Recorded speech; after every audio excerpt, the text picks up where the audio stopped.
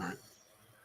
Good morning on well, actually, it's a gloomy, cold day here in Tennessee. I don't know how it is in Texas for the roads.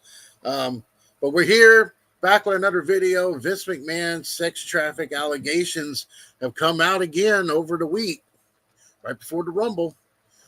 Yep. Um, the woman who's claiming, Janelle Grant, says that she is suing the company, McMahon, and the former head of talent relations, John Laurinaitis, of sex trafficking.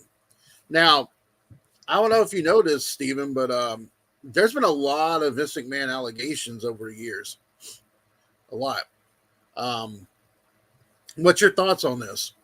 Well, I know he went to trial in the '90s over something similar to that, if I'm correct. Now, this is way before me, but I'm just saying that somewhere along the lines he went to trial for that in the early '90s. I think like '91 or '90, and something similar to that. And he sat there and cried in front of the judge and said, this is not what it is. Then he's had allegations of steroid use and stuff like that, and that's when they started coming down on the wrestlers taking it.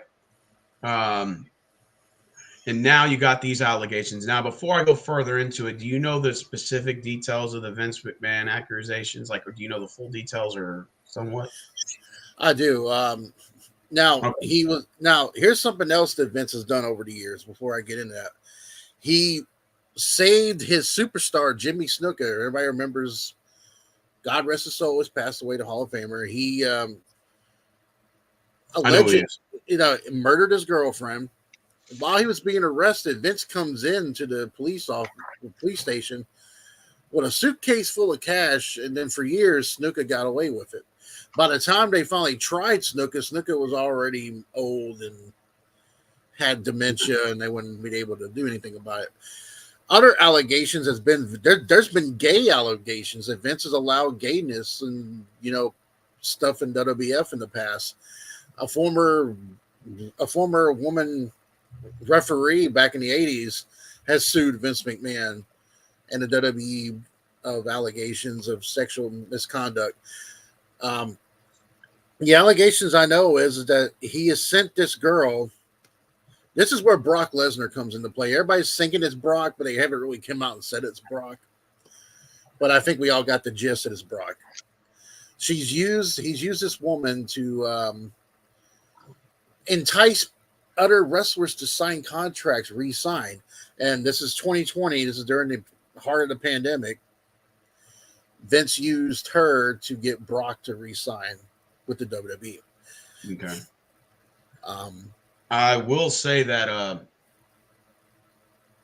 and I'm not excusing the behavior by no means, but this isn't anything new when it comes to like these types of stories. I think that what Vince is doing, this is not the first time I've heard this before. I've watched movies where they've done like documentaries on this type of stuff. It would be no different than let's say there was a girl that was really interested in a particular guy, one of my guy friends. This happened a while back, and she was so infatuated and she would be willing to do anything. And I remember I come out one time, they came over to come visit or something like that, and this was, oh god, this is probably like in 2018, 2019, so this is what, 4 or 6 years ago. And I come outside and everybody's passing the blunt around, right? So we're all smoking weed. And I went up to the car. I said, "Yeah, this is the girl that I pulled because he's a handsome guy, so he gets all these girls or whatever. It's none of my business, I go up to the car and she's sitting in the back seat. And he said, "All right, well, I'm gonna go smoke with my friend. You kind of keep her company." I didn't think nothing of it. I'm standing by the car. She's sitting in the back seat of a small Taurus or something, or Ford Focus or something like that. And she's sitting in the back seat, passenger seat. I'll never forget this story. And she looks at me and says, "Hey, we're talking, just conversation. It's not nothing of too serious nature." And she says, "Hey, you want your dick sucked?" And I looked at her and I said, like, I was kind of like, didn't know if that's what I really heard because I'm trying to fathom it. And she said, "Do you want your dick sucked?" And I was like, and I looked at her and I said, "Are you serious about this?" She said, "Yeah." And I said, "Look, listen," I said, "You're a very nice girl. I'm sure you're very pretty or whatever. And I'm sure my homeboy put you up to it, but I'm going to pass respectfully. I don't, and I think what it was that he was like kind of doing. And again, I'm not saying it's right or wrong. I'm, she was an adult, right, consensual. But the thing was that this kind of stuff happens on the streets, and you hear this all the time. Like I've got buddies of mine, like, man, I got these chicks. I pull right here. She said she's down for whatever. I'm gonna bring some of my homeboys, and we're all gonna. You don't now. We're not famous, so this is going on just on the side of the street. So when you hear about this at the top level, you're like, that's I've heard similar shit like this. I'm not saying it's right or wrong, but I'm saying that this type of stuff happens a lot. Go ahead and let you chime in. The one thing I have to say though, and I know this is the heart of the whole Me Too movement too, and there's been a lot of men who have been accused who hasn't done anything. Yeah. And I know some men out there, and I know some fans. I've saw some comments on other social media outlets. I'm not condoning. If this is true, I'm not condoning Vince doing Absolutely this. not. Absolutely not. Yeah. It's repulsive and it's nasty that he's doing that. What I'm concerned about though is the fact that she was owed $3 million in hush money and Vince only gave her $1 million. So now, because she only got $1 million, she was willing to keep this quiet for $3 million. But he gave her $1 million, and now she's blurting this out. Well, 1 million will keep you quiet for a while, but after that $1 million goes out, she's like, "Where's the other 2?" And like I said, I knew guys that were pimping their girlfriends out, and I'm not like trying to make this a gender thing, but I'm just being honest. I knew guys that were, and this is a small percentage of men, by the way. It's not all men, but I knew a guy at this apartment complex that my friend Michael Rand was living at. And this was the time when me and him used to talk a lot. We used to be friends. And his buddy used to come in there and try to pimp his girlfriend out to us and was like charging us $50 to hit it. Technically, by definition, that is sex trafficking. But I never, I was young and dumb. We didn't think of nothing. We didn't do anything, of course. I'm typically a real shy type of guy anyway. I don't really get involved in that type of stuff. I'm more of a relationship type of guy. I'm dating you personally. But yeah, I knew guys that were pimping their girlfriends out. They would pass it around all their friends. Technically, like if you're thinking, well, that's not on a WWE level, but this shit. What I'm saying is this type of stuff does happen. This type of stuff does happen, and so it's no stranger. I'm no surprise to it. Is basically what I'm saying. I'm wondering, and this is just my curiosity about the women's involvement, because a lot of the times we as men, when it comes to criminal cases, women tend to sort of get less time than men. I think women get 60% less time than guys, but a lot of that has to do with the fact that men see women as innocent and stuff like that, and we see them as victims of a bad society or whatever. So what that ties into this case is I'm wondering if these women's involvement were consensual, whether they were paid or not. And then all of a sudden later in the year, her emotions change and now she thinks differently. And that's what the thing about when it tends to with women is that sometimes you could tell them a joke and they'll laugh it off and they think it's funny, but 6 hours later, their emotions change and all of a sudden that joke's not funny anymore. You can get in trouble. That's why I'm wondering if these women's involvement, this woman that was involved with all this was okay with it at the time, given the fact she had a job there, she had money, and maybe she was looking for a sugar daddy. I don't know. And the process. And I'm wondering sometimes there's a little bit more into the story, like on her half. Was there a guy she was trying to hook up with there? Was she personally had an infatuation with Vince? Because the reason why I say this, because there was a documentary that talked about a lot of these divas secretly wanted Vince McMahon. They wanted a relationship with him. And so what if, Vince uses power, of course, to kind of swindle these women. I'm not saying he didn't have his part, but I'm wondering if it's just a case of like they got the raw end of the deal, so now I'm coming after you financially, if that kind of makes sense. Well, I know some people are going to look at it like, well, he's a billionaire. They feel like they can get away with whatever they want to get away with. Yeah, and I know some people feel that way. And there are some billionaires there probably are billionaires who probably do think that they can get away with whatever the hell they want to get away with. I think this is karma coming back to hit Vince, because when he retired in 2022 over some allegations as well, they voted him out, and then he tried to get himself back in because he owned majority of stock. And then he was there until they sold the company to TKO, which owns Endeavor, which owns UFC and WWE now. I think this is payback because once he went to them, they pretty much said, no, you're not in charge anymore. Triple H is in charge anymore. You're gonna have to sit on the sidelines over here. And now he's pretty much now retired and he's re-signed from TKO and WWE. And now he doesn't have that power anymore. I didn't know that. I thought that he still owned the company, but I guess not. Okay. No. So he has no power over losing his rights or losing it. I heard allegedly they gave him like 1% stock back or something. Yeah. They gave him 1%. He's been selling stock for a while, and he's worth like 2.8. I think last time I checked, he was worth $2.8 billion. Oh my God.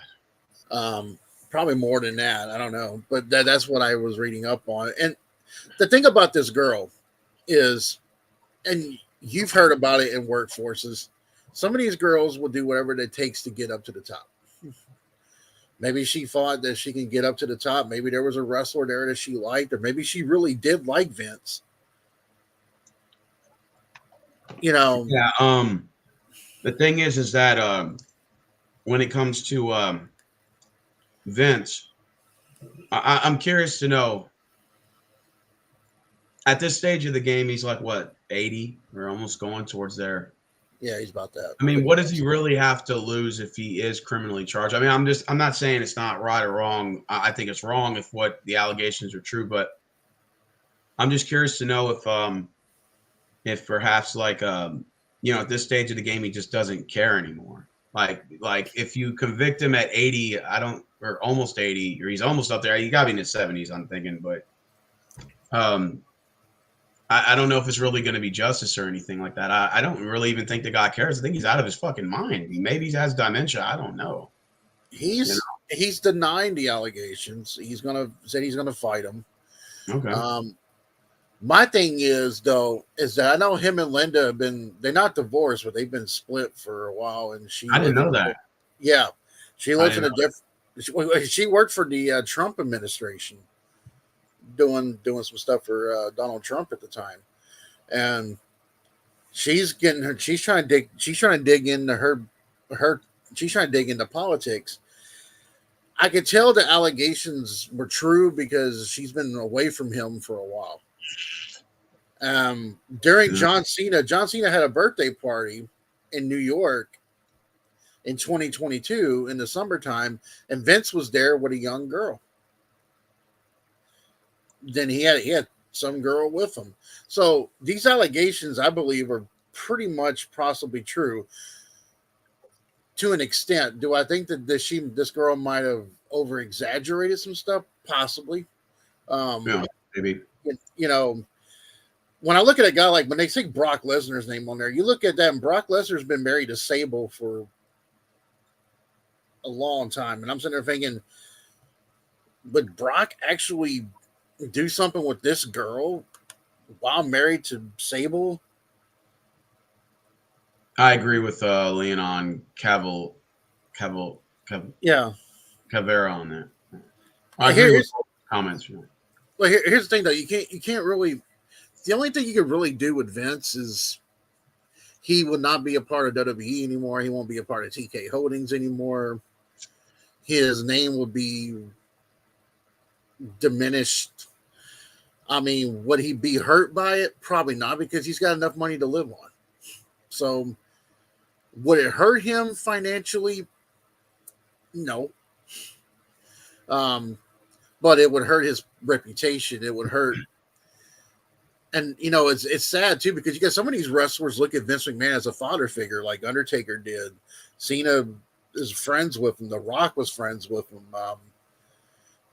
There's these guys that used to look up to him, and now The Rock's now a part of TK Holdings. He's a board of directors, so he had to. I know that. Wow. Yeah, The Rock stepped in there, and now he's a board of directors of TKO, which means now The Rock's had to basically do the hard thing, and they have to pretty much do something about this thing with Vince.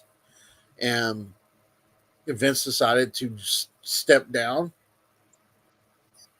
I look at it like this. if it is true that Vince did what he did, and it is true that Brock Lesnar took part in this, then I believe if they find out that Brock took part of this, don't be surprised if they fire Brock Lesnar. Because I know Brock was supposed to be a part of the Royal Rumble, and they took him away from it because of these allegations. And I don't know if anybody watched after the Royal Rumble. I have a Peacock, so I watched the press. Yeah, I saw the Royal Rumble. I saw the whole thing. We went out with some buddies and went and watched it and stuff. Yeah, so I watched the press conference after the Royal Rumble. I didn't see that. I'm glad you're getting that because I was just about to ask you. Go ahead. Yeah. Okay. Well, Cody Rhodes, they asked Cody about it, and Cody is like, "Look, it's a dark cloud, but we work together as a unit. You know, he said the most positive things that you can do." Triple H was asked 3 or 4 different times about the allegations. Now, Triple H was trying to look at the positive instead of the negative, which is what you're supposed to do. If you're in charge of creative, you don't want to look at the negative, that dark negative cloud. You want to look at the positive. You want to, of course, his job is to the market of it. You're not going to you're not going to piss inside of the tent in which you sleep, I mean, was he going to speak about it? Maybe he legally couldn't speak about it. Some of these people that are in journalists, they don't seem to understand that. They always want an answer. They always want an angle. And his angle was drama, Yeah. Well, what did Leon say here? So Triple H basically, did he deflect or what did he do? Did he deny plausible deniability? I think that's what it is called. He just pretty much said that he did not read the whole thing about Vince and the scandal. He's here to focus on the positive. WWE's doing really good business wise since Vince has been gone from late 2022 to now. The rates are up. The big deal with Netflix just happened.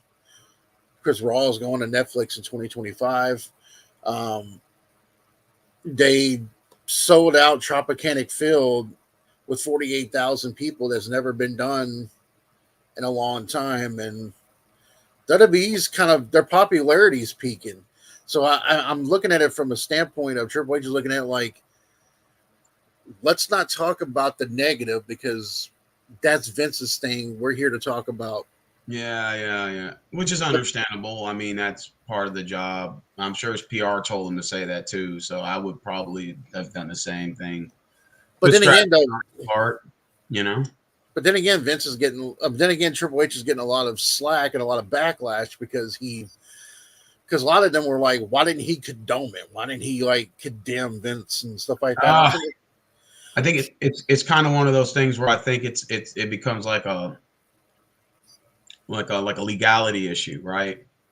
So I think it's like, well, let's let the court play it out and then let me render a decision kind of ordeal. Like, let's wait till the facts come out, right? And then let's then we render our judgment, because a lot of the times we live in the court of public opinion, right? And sometimes, like, whether people are innocent and or guilty, sometimes you can get your name kind of smeared before verdict's even rendered, because everybody's already has their opinion about what they think you did or didn't do. And so there's that aspect, especially social media. No, God, I mean, they'll drag you through the mud if they can, and that's anybody, So your name. I mean, even if you're, let's say, innocent, hypothetically, like if you or I or Leon was innocent of something, like just a smear campaign on social media would be enough to just tarnish our image, even if we were innocent. Like you know what I'm saying? A pretty girl could come on here on YouTube and do a video with me, you, and Poston, and then she can come in and say, well, I talked, and algorithm on Facebook made a pass at me, and blah blah blah blah blah. Whether or not she has proof or not, she can make it look like it was really, really bad, and a lot of people would believe the woman because we live in that world where women are looked as sexual objects, but men are not. But then again, though, yeah, I've been told stuff in the workforce where some people have said some women, middle-aged women, have made some little sexual comments towards me. And it's, some people think, oh, well, it doesn't bother men. It kind of does. I ain't gonna lie. Especially a guy I've been with Mel for like 19 years.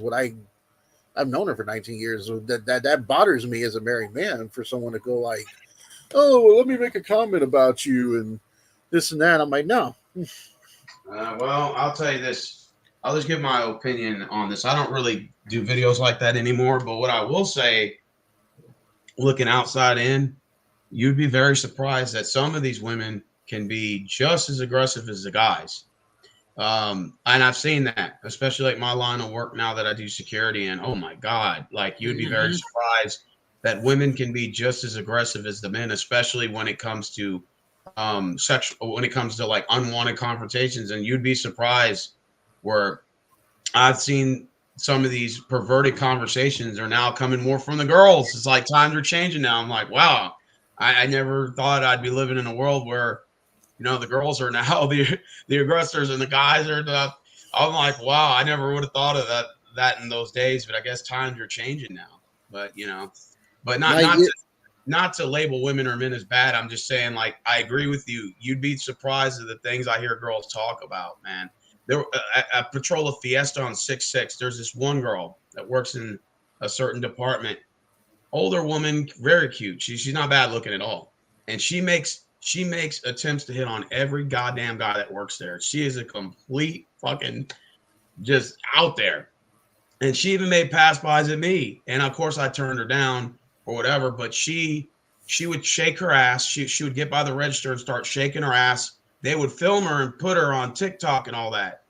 And I'm thinking, what the fuck? Like this girl was just over sexualized and she was not afraid to let it out.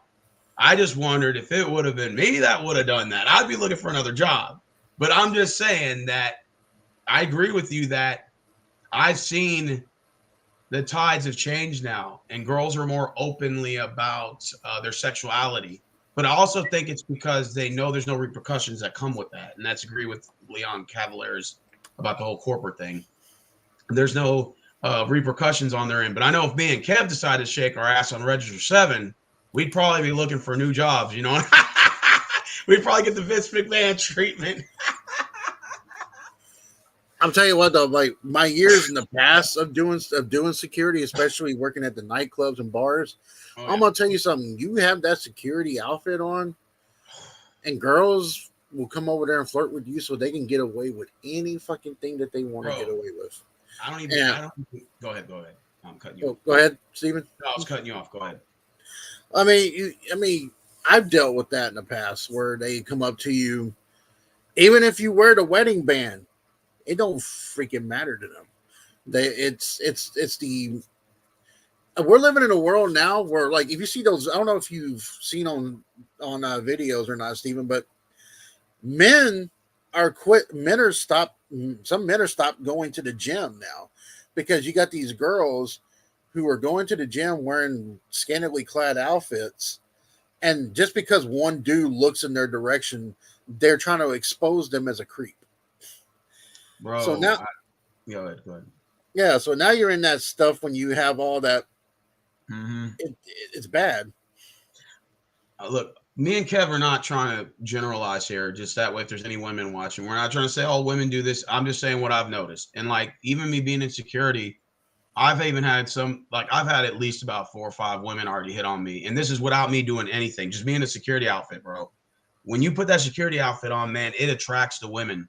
And I never knew that. Like I was like at Walmart, I might have had in 4 years, maybe like, let's just say 3 women hit on me, right?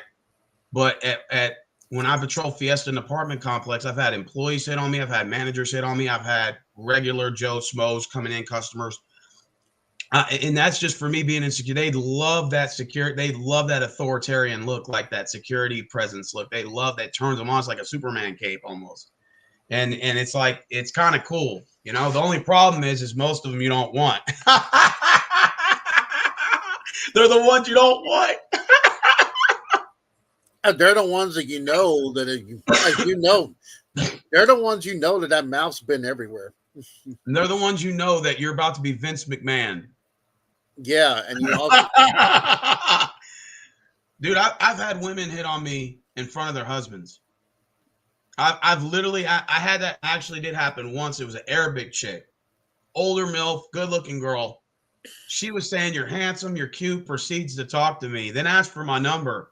Meanwhile, her husband's putting all the groceries in the car. This is when I was at Walmart. This is a true story. And I'm just waiting for the punchline. You know, I'm waiting for them to say "gotcha" or something, or the cameras are rolling or something. But she was hitting on me the whole time in front of her husband. Her husband didn't say nothing. I didn't say anything. I just was like, "Ma'am, I appreciate the compliment," but I just kept it professional and I kept it moving. But to get to Kev's point, these women can be just as aggressive nowadays. In fact, they're even more so now than the guys. And the reason why is because the guys know that if they approach a woman and she feels uncomfortable, I'm going to let your manager know. I'm going to turn your text messages in. I'm going to report you, as opposed. So women are more emboldened to be more open about their sexuality because of the fact they know there's no repercussions for it. You're not going to get fired. You're not going to get canceled. You're not going to get a lawsuit pending.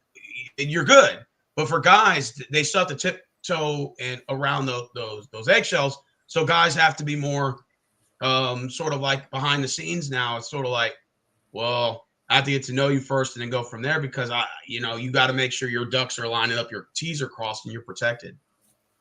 I mean, I've had some women at the grocery store I work at when I help them out to the car and stuff like that. Younger, middle aged, they'll sit there and say, "Hey, can you come home with me and then you can deliver the bags and I can feed you and then do some other stuff?" And I'm like, "Thanks, but no thanks." It's just but if a woman took a guy out like that and the guy said that to her, it's a totally different ballgame. I kind of feel bad even having this conversation because it gives me flashbacks to how I used to talk back in the day. So I try to divert for this. Again, I'm not saying all women are like this. No, me and Kev's not saying that either. Leon's not saying that. Anybody's watching not. What we're saying is that we live in a society now where women have become a little bit more open about they're more open about their sexuality. They're more open about because I think a part of it has to do with they know that there's no consequences for their actions or repercussions. Guys, on the other hand, there are consequences. For example, I've worked at Walmart and I've seen there was a story about a manager, one of my ex-managers. I actually talked about this on a video a long time ago. He was messing around with a young girl up there and he was married, wife, kids, whatever. He was working for Walmart for 30 years, pension, 401k, everything, right? He was giving her money, kind of like what Vince McMahon did with the hush money. He was giving her hush money. Well, apparently he stopped.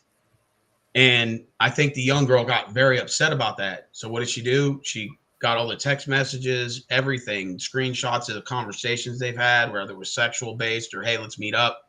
And she went and turned it into human resources. And then human resources then terminated him. And yeah. So what I said was a woman that you get engaged with early on may agree to those terms. And then later on she gets hurt or something happens, her emotions change. Now she's out for revenge. And I think you got to be very careful as a guy when you're in that kind of scenario. Not that I'm excusing him. He was married with kids. He shouldn't have got involved. We already know that. But even for a guy who's single, you got to be very careful now. I mean, you got those guys. You got to be careful. Yeah. And plus, here's the deal too. And I know some people will say this. Maybe Vince is being targeted because he has endorsed and is friends with Donald Trump. Perhaps some people have been saying that. I know Stephanie left the company last year because she was in charge, and then Vince come back and took the rugs from underneath her. I know that Vince. I think these allegations are true because I feel that way too. Stephanie and Shane don't talk about it. Triple H didn't want to talk about it. But like Leon said, it's a corporate world where, if he fully said something about it, Triple H's words could be misconstrued. And it could have a ripple effect too. It can affect the image of the company. Right. So he was right in not really kind of answering it, but not answering it at the same time. It was just like it's a double-edged sword. Like if you answer something like that, it has a ripple effect of not only the men and women that are wrestling, but it has a ripple effect of well, now the media is going to say this, and then it's going to be all over CNN, and it's going to be all over here, and then the actual media is going to take over, and then it's going to be, and it can hurt investors in WWE as well. And that's when you, from a business standpoint, Vince is a liability, and Vince did the right thing by backing down, but I don't think Vince really. They claim that he stepped down, but I think he was forced to step down. I honestly do, and what's funny is he's not even a WWE CEO. That's Nick Khan now, but they all claim they. You look at these little media outlets, right? The head of WWE, the head of WWE. I'm like, actually, no. TKO Holdings is now in charge of WWE and UFC. So it's one of those things where you have to kind of look at it from Vince is a lonely fish out there now. He don't get that power like too. Honestly, I think with Vince at this point, I don't really think it's about money anymore. I think it's more about power. I think he just enjoys like that spotlight. Like, your name's been in the paper for so long. You get kind of addicted to that, like that media, social media kind of aspect. And I think it's just like he can't keep his name out of the papers. It's kind of like the Kardashians, like their time is kind of behind them. So the only time the Kardashians get in the news is when they say something really stupid, right? And, it used to be that they were extremely hot and all the girls are hot, which I'm not saying they're not still cute, but they're not, their time has passed. They're not as hot as they used to be, of course, because they're getting older. But the thing is that now they just have to be on the news for the stupid things they say. So like Kim will say something controversial and then it'll go on the news. I think that's kind of like what Vince is at. And I think he's in the fourth quarter of his life. I think he knows that. And I think he's just been so addicted to the power. And I think he's been addicted to like his names being under these because like good publicity, bad publicity is still good publicity. Because in the United States, in Western civilization, the way we kind of operate here is that everything that's done the wrong way is good, and everything that's done the good way is bad. That's why, like, if you notice, somebody can go online and act like a retard and be a millionaire. But you got guys that are building roads, building houses. You got guys that are doing security, law enforcement, firemen that could barely even get a paycheck. Or guys working in retail, providing an actual service. But you got people that do TikTok trends and challenges, and they're all millionaires. And it's like, or maybe if they're not, they're almost damn near. And everything that's wrong with society is right, and everything that's right with society is wrong. So Vince McMahon kind of is typical. What most people do nowadays is they have to have their name in the paper for the wrong reasons to get that shock value, and then in return you get attention from it. That's kind of my thing too. Is like, you see people who work hard for their money, like you do, I do, Leon does, Prodigal Hill does. A lot of people who actually go out there, they do a service. We work hard for it. I know you don't do a YouTube channel to get famous. I don't do mine to get famous. I know a couple others don't do there to get famous. Would it be nice to have some money and revenue from it? Absolutely, as a side thing. Right. But I'm not one of those. I've never been one of those people. And that's the reason why I look at society too. And I'm like, this is all ass backwards. It's all fucked up. And it's, you got men and women who can go on TikTok and make videos of like babies shooting out of a water slide. And then for some reason they're a millionaire. And you got influencers who think that they're gym influencers, but all they do is go to the gym and go like this and selfies. They don't put in the work like I do or like Big Rem does or some other people do. They don't go out there for like an hour, burn sweat, and do all that shit. All they want to do is like, oh, look at me. I'm good. Yes. And it's in a society too. And it's like those women who are coming out and made those allegations about, wow, like that one girl. I don't know if you saw it, but I did a video on it. It was about that girl who was so pissed off that her date was going to take her to fucking at the Cheesecake Factory. She was like, I am above Cheesecake Factory. I'm like, you do realize we live in a society now where everybody's struggling to make ends meet, and gas is up, this is up, that's up, and you got people out there. This is how they make their money. Like that woman who's suing Donald Trump for allegations too, like that Jean, that older lady. I think she got awarded 83 million, if I'm correct. Yeah, and I'm sitting there like, I could guarantee you, Trump used to host the Miss Universe pageant. I'm pretty sure when I'm looking at Melania, I'm pretty sure he did not do anything with you. Okay, that's facts right there. I don't believe something like that. I don't believe. But Vince has so much power that his character. I think he lived his character too much when he became Mr. McMahon on TV. I think he started living through that character. Like he started becoming Mr. McMahon, and he's like, "Oh, I got that strut. I got these women, making women wrestlers bark like a dog, like he did with Trish, and just things like that. Have these women like one time you see Vince with Tori, and then Vince is with Stacy, then Vince was with this girl and with that girl and stuff like that, and with Sable, and then doing all this. I think he was fucking all those divas. I think he fucked most of them. I don't think now, but I think back then he did. I wouldn't be shocked. I mean, honestly, I would not be shocked either because, I mean, the way he came off talking about his genetic jackhammer, that he's got the grapefruits and this.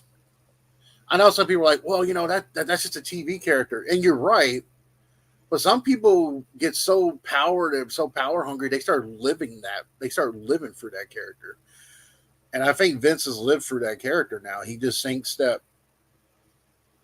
I remember when he beat the steroid allegations. He's probably thinking, oh, well, I'll beat this and I'll beat that. They try to come after me here. You try to come after me. Well, Vince has got what a lot of people don't. He has money as attorneys. He could pay them out the wazoo and be able to beat those cases. It's going to be very hard to fight against somebody like that, man, because rather the court system says they're blind, and you might, to like race and, if you have money and all that. And I the way in this world operates is not about what you have. It's about, also what you have, but it's about who you know too. Vince probably knows a lot of people. And again, I'm not condoning his behavior, but it's going to be very hard to fight a guy who's rich and powerful like that. Well, here's an interesting thought. Do you think Vince has ties with Jeffrey Epstein? I guess we'll know when that report comes out. Did that report come out yet? I don't know. But I do know that the Clintons have ties with Jeffrey Epstein. I do know. But, the media won't ever admit that. Wow. Because that would look bad for the Democratic Party. Honestly, I look at it like this too, and this girl is not a bad look. This girl is not a bad looking girl. No. I see a picture of her right now. Actually, I haven't seen her. What does she look like? Okay, I'll show you in just a second. Let's see here. I'm kind of curious now. She like Sable type? No. She's just like almost like a girl next door kind of girl. Well, at least me and Leon agreed on something. If we all start dancing in our fucking Speedos on register 6, 7, and 8, me, you, and Kev will all be conjoined fucking with our hands behind our back, fucking behind a squad car. 30 seconds into the dance. We get fucking Goldberg speared right off of register 7, How do you you see her, Steven? This is her right here. Damn, is that her lately? Yeah. Damn, she's kind of hot. I mean, she's all right. But there's probably better looking pictures of her, I'm sure. But yeah, I mean, that's where I'm sitting there like, not a bad looking girl.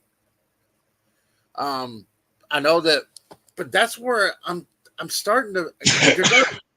I want to hear more about what happened. I just hear her allegations. Yeah, I want to hear more facts on it, or more, the story. I want to hear more about it because I want to know. You were owed. You were going to keep quiet for $3 million. Vince gives you one, and now you're going to come out and be like, this happened to me. Well, if that, I know some people are like, well, you got to understand, people like that are scared. They don't want to say anything. And I do get that. Don't get me wrong. I'm not Fair enough. condoning what's happened to this girl. If it happened to her, Vince should be fucking tried and convicted. But I'm wondering if she does take the hush money. Does that kind of shed well, a she light? did take the. Apparently, from what I heard, she did take the deal. But when Vince didn't give her the full $3 million, that's when she changed her tune. So I'm sitting there thinking like this, but you took the money first. When you take the money, isn't that kind of like somewhat of your involvement, like in it, like you like gave a coherent decision, well-mind sound that okay, I'll take this money in exchange. I won't say anything. So right, like, yeah, it's not bribery or what they call it, blackmailing or something. I don't know if that would be a legal term to use for that, but I'm wondering if there have been cases where if women take money on the side like that, I'm wondering if that can now kind of shed a negative image on her now. She has to defend that too. Well, my uncle being a sheriff for so many years in a county here in Tennessee, he's told me plenty of times that sometimes in the court of law, sometimes when you go to court, a judge will be more sympathetic to the woman. And absolutely. They did a study that said women get sentenced, I think it's like 60% less time for the same crime the guys commit. But I think a lot of that has to do with the way we as men view women as a society. I think it's because men tend to be more sympathetic towards women. And I think that also has a lot to do with it as well. And when it comes against crimes, even against children, when women commit crimes against their own kids, you hear that judges, even in that case, tend to be more sympathetic towards women too. So I think that's kind of like maybe guys need to start changing the way that they view women. And that's kind of hard, but I think maybe we start viewing them sort of the same way they look at us. And I'm not saying it in a bad, negative light. I'm just saying it in terms of equality and fairness across the board.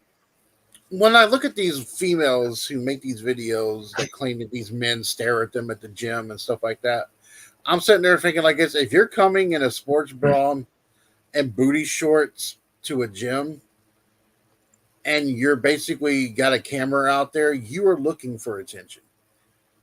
I mean, of course, you already know that. It's kind of hard for a man to not stare. I mean, or not glance. Or glance or something like that. I mean, Mel, me and Mel go to the gym together. Have I seen men glance to her? Yeah. Yeah, absolutely. I'm sure. But it's not like it's one of those things where I'm like, she's not looking for it. I could tell that she's not looking for it. You could tell the ones who are looking for it and the ones who are not looking for it. If you had to get up and confront every guy that does that, you'd be doing that all day. Exactly. It would just be a waste of time and energy. There's a guy that I work with now who's, he's a musician. He comes off a little weird. He's kind of eccentric, but some of the girls have accused him of saying stuff to him and stuff like that, or he'll take their phone. Now he'll take their cell phones and put his picture in there and stuff like that. And wow, it's just stuff like that. But I mean, he's a good guy when you talk to him.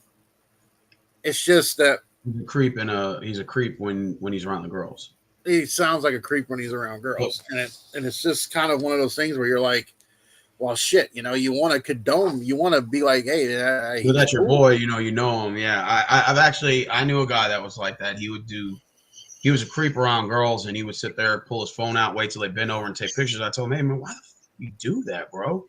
He's like, man, she got a nice ass. I'm like, but not enough to take a picture of. You can go on Pornhub. I'm like, I told him, you don't feel kind of a little creepy that you do those things? He's like, don't act like you've never done it. I'm like, listen, I go on Pornhub or what. I don't just pull my phone out and take creep photos. Like, that's kind of weird. I'm like, maybe if it was a selfie with a girl I knew, that'd be different.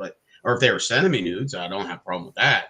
But I don't openly pull my phone out when they're bending down like that. There's a kind of a difference. I'm like, don't you think it's kind of creepy? I'm like, if they, let's say, see you or tell on you, you don't want to get in, any sort of trouble, I'm assuming, or whatever. I don't know if you can, but I just think it's just still kind of weird. But yeah, I've ran into cases like that. Yeah, where you'll know this guy and he's real cool, but then when he's around the girls, he's just a weirdo, long ago when I was just coming out of high school, I was, I wouldn't say I didn't do anything with the girl, but I knew a friend in high school who had a sister that liked me and wanted to go on a date with me, and I was like, okay, cool, let's do that, and I did it. But then we kind of hit it off, and I was really getting close to her, and then they decided they weren't going to come over, or she wasn't going to come over one day, and I started, when you're younger, you start making mistakes. You just go like, Yeah, yeah. why you not coming over? Why you not coming over? And then they try to accuse me that I wanted her to come over here so I can do something with her. So, you know, it's stuff like that where you kind of go like, that's when you learn to kind of be like, pump the brakes. You know, if the girl ain't answering, don't even worry about it. Yeah, I try not to get like all involved in that type of stuff anyway. I just focus on me, man.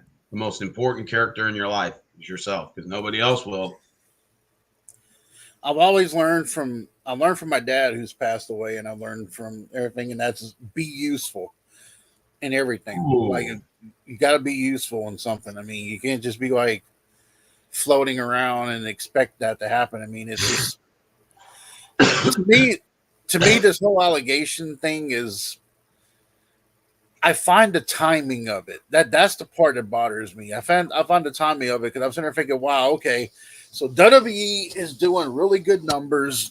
They're selling out. They're selling out places. They're having one of the most successful times that they had since the Attitude Era and since Ruthless Aggression Era. They get this big old giant deal with Netflix, and then this comes out. Wow. It's almost like you want to like storyline wise. Tony Khan's over there like, hey, I'm gonna give you money, girl. Go over here and say he did it. Like I wonder, yeah, and there's that aspect too. Is this a work? Is this kayfabe? And I don't mean to go into a Prodigal Hill moment, but is it possibly kayfabe or a work? Because WWE is all about works, and that's how they garnish that shock value, right? They know people are going to draw more. Oh, Vince McMahon, this, okay, well, let me go check out Raw, see if they talk about it, that kind of ordeal. There's that too, Vince to me is a pure evil son of a bitch. I really do feel like that man is evil. Oh yeah, I don't think anybody's debating that. No, he's completely evil, and the fact that he wanted to do it, I don't know if you ever heard this, but when Triple H and Stephanie first had their kid, when she was pregnant, he wanted to do a storyline thinking that he was the father of Stephanie's kid. You serious? How'd you know about that? Oh, Stephanie and Triple H talked about it, and Stephanie said, no, we're not doing that kind of storyline. Vince is pretty much the guy. Other wrestlers have said that. He will never say no to something. So he expects you to do something that he would do.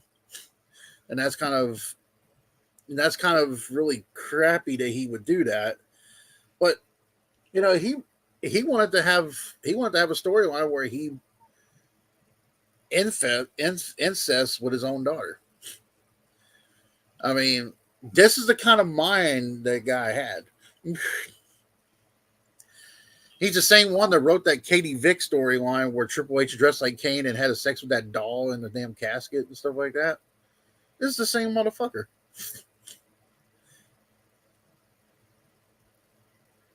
You're right. I mean, that's just, this man is completely pure evil, and I believe that he's gotten away with a lot of shit. I think he knew something happened to Owen Hart. I think they brought in a different person that day to get the jumpers, to get the cables and stuff like that from a guy that Owen's been working with for a while, and then you bring in someone new, and then that tragedy happens, and then you want to keep the show going. Do you think that Linda and Stephanie know about all this shit? Like they know how their dad is or how their husband is? Yeah.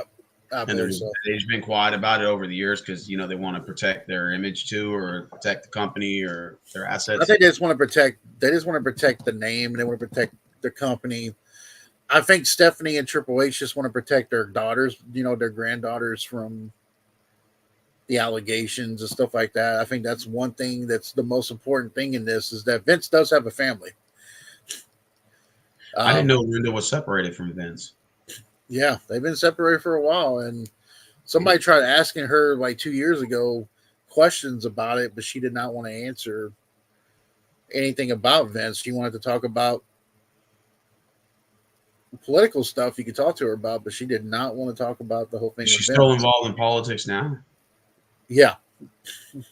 So what is she? Is she running for governor or mayor or something like that? She tried to run for senator. She tried to run a senator in Connecticut and didn't get recently. it. I didn't Like know that. a couple years ago, yeah. She tried to run for senator, but she was a part of the Trump administration. I didn't know that.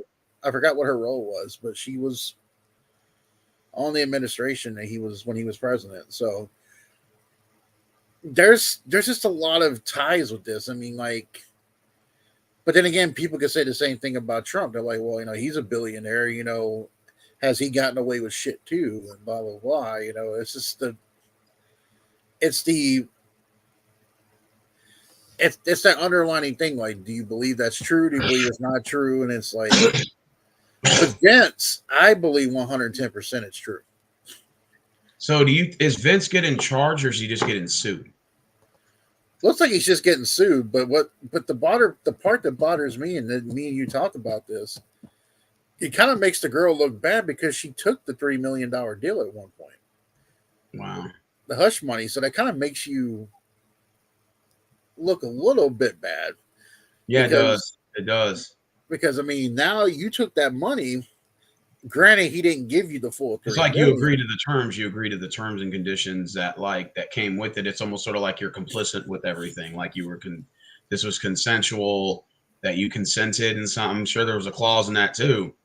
Right. And again, that kind of makes it look bad when you're taking the money. Well, you didn't have to accept the money. Her defense is, well, he offered. I'm like, well, you still accepted the terms. You accepted the agreement. Because obviously it wasn't against your will that bad that you went around and accepted the money. Exactly. And that's the part where I'm not trying to defend Vince, but I'm saying exactly. That makes a case though against her character too. I think there's some two wrongs in that. Now what happened was the girl lost her job, and then Vince decided to give her $3 million of hush money to pretty much what she's saying is, don't say anything. Here's the money. Severance package. Yeah. But when she didn't get that full amount, she's finally coming out now and is like, and I know why she's coming out, because she knows that WWE has got more money now. That's where I'm thinking, because WWE got that new deal for SmackDown with USA coming up this year. They got that $500 million or $5 billion deal with Netflix next year. They still got that deal with Peacock. They get all that money from Saudi Arabia, going overseas, and WWE's making more money than they ever have before.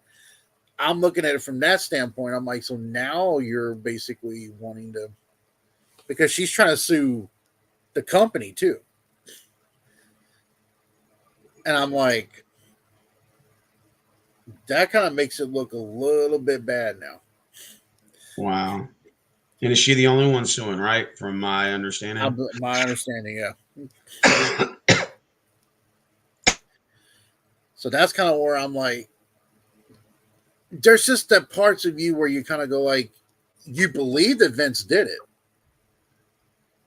But at the same time, you're like, where does this girl's loyalties really lie? Is she really? And I'm also wondering too, to be fair, if these allegations are true, I'm wondering what else he's done with other women, or what else he's done that wasn't reported by that same girl too. I'm wondering if it's a possibility that there was more stuff that took place. If he was maybe passing all these girls around the locker room, or was saying, hey, you go fuck that guy, you go fuck that guy, you go, you know what I'm saying? And it's just, it waves at Matt. Maybe they were passing some of these girls off to some of these like high tech guys, from other countries or whatever, sort of like as like a complimentary service, like a Hugh Hefner type shit. I mean, there's other girls that have allegation charges on them, but they really haven't sticked. they really haven't sticked or they really haven't done criminal charges. Majority of these girls that have come out have wanted like money. That's what it all And that's stems down to. and that's been the biggest problem. I was sitting there thinking, because if Vince really did do this to you ladies, why are y'all just taking the money? Let this motherfucker rot. You know, because you taking the money makes Vince, to me, I look at it like this. If you are a person and you take that money, you're making a person who really does go through the shit that you went through. And there really is sex trafficking, because apparently, I don't know if you noticed, Stephen, but statistically, sex trafficking is at its highest during the Super Bowl. Wow. So, and the ages are 11 to 15. I know that because I watched a documentary on that the other day.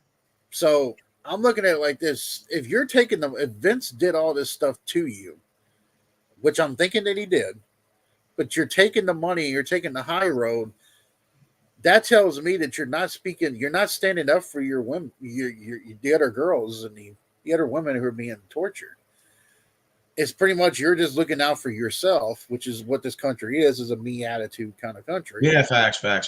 And it's like for example, I can understand if, let's say, you were sex trafficked through the cartel or something, and they kind of had like you in chains and shackles, and they forced you to do all these things. I can understand if it was something like that, which I don't like to think that is the case, but with Vince, but then you're kind of like voluntarily, like she kind of did it voluntarily. Like, for example, he could have left the company, went to work somewhere else.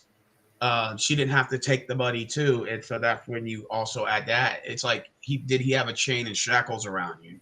Probably not. Let's just assume, unless otherwise proven in court. I would say that she kind of was like complicit with it, if it makes sense, because she accepted the money and didn't leave the job. She could have went and got employment somewhere else. And you hear cases like this all the time where like girls get jobs like in political positions because they fucked a guy that was in charge of the area, and then all of a sudden they got a government job. And so it's like they're both equally just as guilty. And what that does is it stops somebody who might have qualified for that job to not get hired for that spot. So like the other women that wanted that position, but they didn't feel like they should have sex to get it. But you had sex with that person, now you got that position. And it's sort of like you see that too in the workplace. And what's funny is, say for example, you're a girl who's working for like a governor, and you slept your way to get up there. You're his assistant, blah blah blah, yada yada yada. And then he decides to run for president, and then you're not a part of the campaign anymore, but you're still supporting him until a media comes out and they really want to get dirt on a person. And then CNN or someone comes and offers you all this boatloads of money, you're going to take it and you're going to come out with all these allegations. That's another thing that happens too. That's the ugly side of the workplace. That's the ugly side of politics. That's the ugly side of our society, when you hear stuff like this. And it really is ugly. And for Brock to be a part of this, I mean, everybody remembers Sable. Everybody remembers how good looking Sable was. Oh, yeah. I'm like, you Playboy, two back-to-back Playboy things that she's done. And I'm sitting there looking at it like this. If Brock really is involved in this, you went with that, you mess with that girl when you're married to Sable? It's like, I don't understand it. He's still married to Sable, right? Yeah. Well, I mean, I don't know how she's looking at the allegations now. It hasn't come out about it. I know Brock's kept quiet about it, which is smart. He was supposed to be in the Rumble, I heard, but they took him out and put Gunther in there. Brock's pretty much WWE's doing the right thing by kind of keeping their distance from Brock right now. Now, John Laurinaitis is actually married to the Bella Twins' mom, so I don't know what that is going to do. Wait, who's married to the Bella Twins' mom?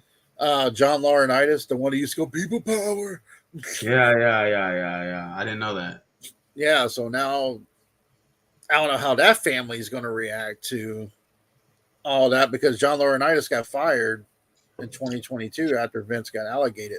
Now Ronda Rousey has come out and said that as long as Bruce Pritchard, now some of y'all don't remember Bruce Pritchard, he was Brother Love, and he does a podcast on YouTube called Something to Wrestle. Bruce Pritchard was Vince's right hand man at times. And so Ronda Rousey's saying that if Bruce Pritchard is still around, then obviously sex allegations are still going to happen. Now, wow, I don't know. I mean, that's what Ronda's come out with. But then again, though, that's just sometimes when you do something to one woman, you're going to have women take up for that woman. It's going to come out. They're going to band together. That's the thing about us dudes, though. We don't always band together. We'll be like, yeah, man, he's a nasty motherfucker. Fuck you. It's like, but girls will actually stick together on it. And I feel like I wish that men would stick together more on it and be like, oh, no, man, fuck that girl. Oh, absolutely. Yeah. You know, but you know what? But one thing men will do is that men are more likely to hold other men accountable for their actions, more or less so than I see women doing it to each other. Like with women, they don't really call each other out to a degree, as much as the guys do. I think the guys hold each other a lot more accountable. So there's a kind of a flip side to it, of a double-bladed sword argument, you know? Well, I'll tell you this, though. Mel is a girl who holds a lot of people accountable, and that's why she doesn't have a lot of female friends, because if she sees you do something stupid, she's going to call you out on it. It is just what it is, you know? Yeah. And that's the reason why a lot of people don't like that, because they're like, well, you're supposed to have my side. Like, I don't like to throw in the little details, but I'll just say a friend of mine is going through a divorce now, and Mel was best friends with his wife. But because she said some allegations about him that wasn't true, that he was yelling at her and he was aggressive and I didn't know that. all this stuff, which I knew is not true because I've known this guy for God knows how long. So if I thought an inkling of something like that was happening, I would have called the dude out myself. But, you know, it's one of those things where, like, I'm going to say these bad things about him, and I want you as a woman to take up for me. And it's like, I can see that conservative women are not doing that anymore. Conservative women are like, no, you fucked up. You paid a price. Yeah. And that's the reason why this whole thing with, like the whole thing that's going on, I feel bad for your state right now. The whole thing with Texas having to fight people about the border and all that stuff. I'm like, that's just some. Federal should not be involved in state matters. State matters should be involved in what's going on with their states. And Convention of the state. Yeah, but absolutely. That's the biggest issue I see. But I'm wondering though how some of these wrestlers feel though, because I know, like I said, I know Taker's been friends with Vince for a long time. I know Austin and Rock have fondness about him. Yeah, I wonder what they have to say. But have they commented? They have not said nothing about it. Rock's smart. He's just a business guy, so he's going to be like, "Hey, you know, we're just focused on WWE and TK's future. We're not really worried about what's going on right now." And I don't see them saying anything. I mean, unless it's being asked to them. I know Austin hasn't said nothing. Taker hasn't said nothing. Hogan hasn't said nothing. Nobody's really commented on it. It's in the court of public opinion. If hypothetically, like, I'm just giving a hypothetical scenario. If Vince is innocent, let's just say hypothetically, even though we highly think that that's not the case, but let's say if he was, do you think his image gets saved, or you think it'll remain tarnished? And what do you think happens from then? I think it will remain tarnished because look what's going on with, like, look at. I mean, I know this is a different thing, like racism and that are different. But look at the whole allegations of Hogan back in 06 or 07 when he made that sex tape and he said all those racist things. Even though he paid the price for it, and he's done really good things since then, people still remember and they still call him a racist. Oh yeah, I see what you're saying. So I think even if they came out in a court of law that this girl lied and Vince is innocent, Brock's innocent, I think Vince is still going to be looked at as a sexual predator, regardless of. It was like that whole thing with the whole Johnny Depp and Amber Heard thing. Everybody was all those people were Disney and everybody fired him over it. Then when all these stuff finally came out that he was the one that was abused and stuff like that, they still, even though Johnny Depp won the whole case and everything, his name still got hurt from it. Yeah, and the thing with Amber Heard, I think she still was getting like offers from men, like rich guys, even after the trial was over. I heard some like Saudi and Arabian prince or something like offered her money or something to come like live with him and marry him, apparently. So I'm like, if anything, she's not going to be hurting for money after this. Now, image wise, probably, but you can just always find another sugar daddy. There'll be some sucker out there that'll take her in. Same thing that happened to Casey Anthony, the woman that killed her kid. That story, and like the guy that was investigating her, I think it was like the lead investigator of the prosecution team. Now, like she's living with him, and like she's like living with it under his care. He's taking care of her in a nice house, so she's good financially. That's what I'm saying. Like when it comes into this, is I think that, you know, and I'm not trying to make this a gender war, but I think that women are not really held as accountable into the same extent I think that guys are when they're committing crimes. I think that even the case where Skilled her child, like even in that, there were still guys that were out there wanting to date her, guys that were, and is it her fault necessarily? No, but it actually sheds a light to maybe how we as men need to start changing the way we view women for them just being simply innocent all the time. And I think we need to start changing that. You know, maybe looking at them as they can be just as aggressive as we are. They could be just as vile and nasty as we can be, because guys can be that way. I'm not saying that. We're not denying that, but we're saying that girls can be as well, and that we as men tend to sort of give them breaks and breaks and breaks.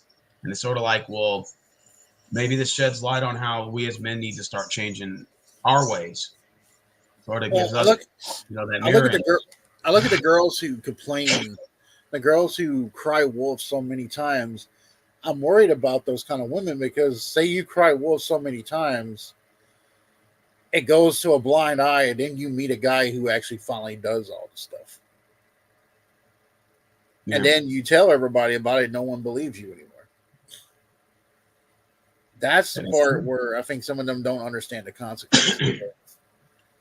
Yeah, I think what it is usually women don't face, from my understanding, they don't really face the consequences of their actions until later in life. I think for men, they face their hardships early in life. You know, well, I know this is a different topic, but look at a guy like Michael Jackson's been dead since 2009. Absolutely. And his allegations of sex, he was in a court of law, he was tried, acquitted. Yeah. Whether or not all that stuff happened or not is hearsay. I'm looking at it to this point.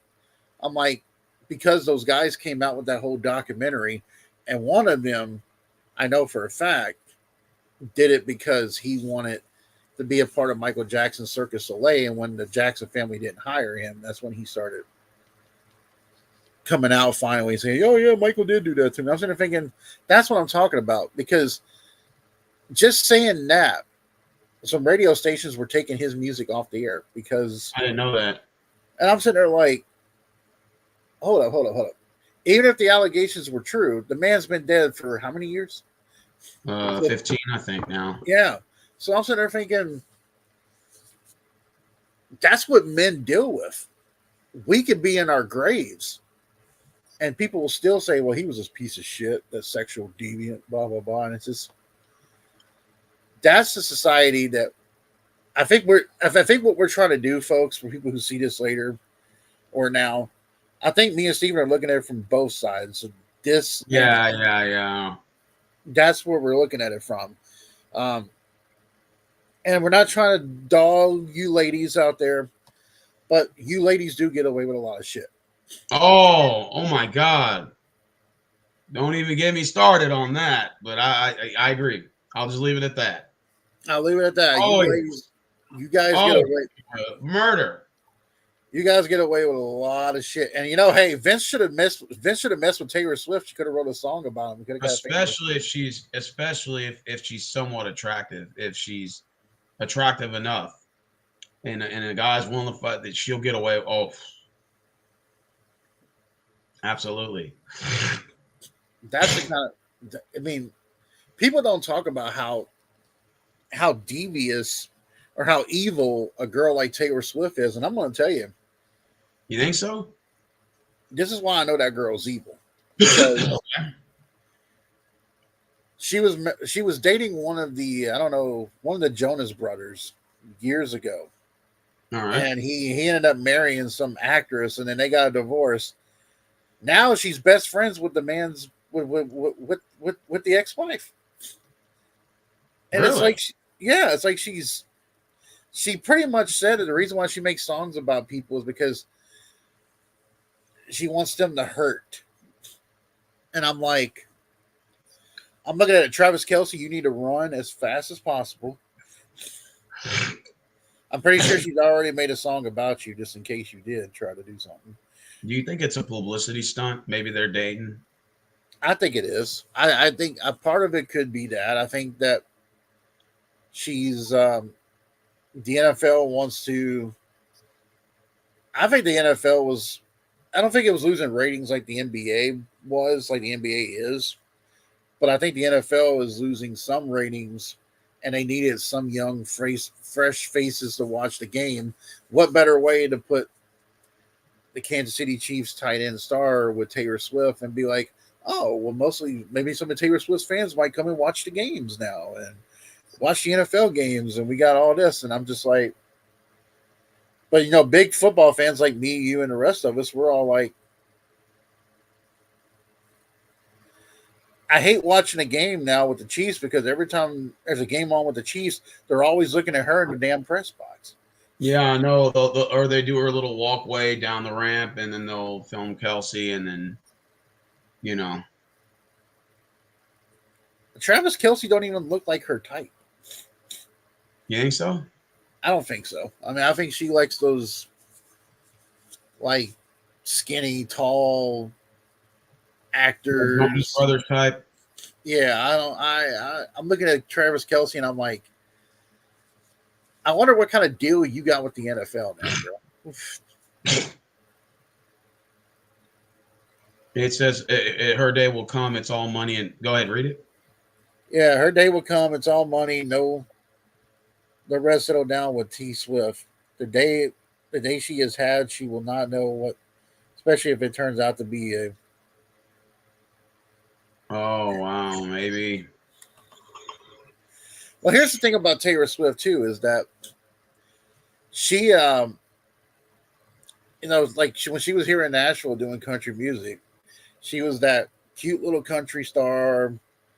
Used to play her guitar and everything like that. And then she went from that, went to pop music, and now pretty much all of her beliefs that she used to believe in, now she's all liberal, she's all this, she's all that. So everything that she was beforehand, now that she's making all that money, she's like,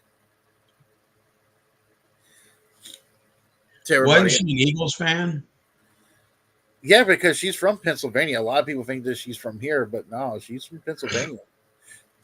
Yeah, she's an Eagles fan from Pennsylvania, and now she's a Chiefs fan. I got a boyfriend is a Chiefs guy. Like I said, I think it's a publicity stunt. That's what I think it is personally. I mean, kudos to them. I guess for getting married, or if they're getting engaged or whatever. Hopefully, we wish them the best. But it's like I don't really care about all that. I really just want to watch the fucking game. Well, years ago, before she really started getting into country music or getting into music, period, Mel's brother used to be a waiter at one of these Texas roadhouses here, and she came in one time and had the most god awfulest attitude. Oh, I believe it. So she kind of comes in there with that little attitude, and what I feel like she does is she takes a lot of things personally, and then she goes and does things and gets publicity talking about her. Like the whole thing with her Of and course. Kanye. I think she did that just for like, oh, poor me. Everybody come and talk about me. What are you talking about, Kim Kardashian? No, yeah, the whole thing with her and Kanye, when Kanye came on stage and was like saying Beyonce had the best album of all time and he didn't like Taylor Swift winning the award and Oh everything. yeah. Probably just all work, you Yeah, know. I mean, it's just her way of being like, oh, look at me. I'm poor me. But I agree with Solo right here. I think that her day is coming. Eventually, now, the fact of the matter is, you got all these Taylor Swift fans out there, the Swifties. I feel like one of these days she's going to come out there. Watch what happens. Kansas City Chiefs win the Super Bowl. She's going to hold the Lombardi trophy, and then one of these other girls is going to come out and super kick her. That'll be hilarious. Or she fucking screws Kelsey and sweet chin music's him and then start dating Purdy. And helps Niner Empire win the bowl. Who do you got winning that bowl anyway, Chiefs Niners? That's a tough one. I think, as much as we all hate Kansas City, I want 49ers to win. I just want Kansas City to get beat. I want that smug look off their face, taken off or something like that. But maybe what it is that, or she turns on Travis Kelsey, and this whole time she's been dating Andy Reid. Damn. That would be hilarious. But you know, if Mahomes wins this, doesn't he get like how many rings?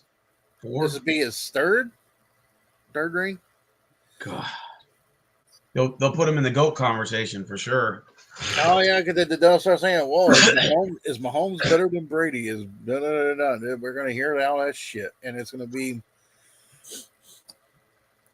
I don't get this whole fiasco of the Taylor Swift thing because I'm looking at it like I'm like you. I just want to watch the game.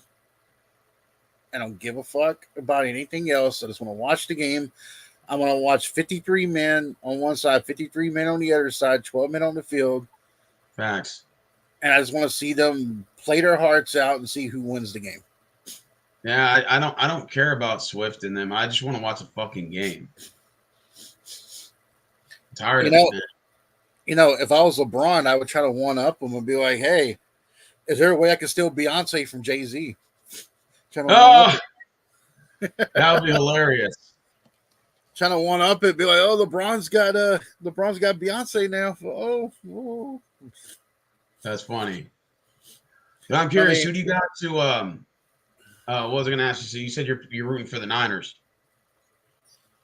Yep. So what are your predictions on Vince McMahon? What do you think happens with him? Like from if you had to make your predictions. Do you think he pays her off? Do you think he what do you think happens? Do you think he beats the case? I think if she's just suing him, I don't know if it's going to be a criminal. We have to wait to see if it turns into a criminal charge. If it turns into a criminal, if it's just being sued, what do you think happens? I think that she'll just get the money and she'll get like a lot of money from it, and WWE stock and TKO stock might take a little small hit, and then Vince will just go into a sunset and go hidden somewhere with his little weird ass looking mustache that he's got now. And yeah, that is weird. You know, I mean, I think Vince would just go into hiding. He'll just. But then again, though, Vince's ego is so bad that I wouldn't be so shocked if all this stuff happened because he's so pissed off that WWE is doing so great without him that he needed something for him to be talked about. Now, just curious, going off the topic, but this is in the same realm. What are your thoughts of the Royal Rumble? Like all the matches, you want to do Sure. Yeah, I can okay, do that. What was the first match? I forgot what it was. It was the women's Rumble. Oh yeah. What'd you think of it?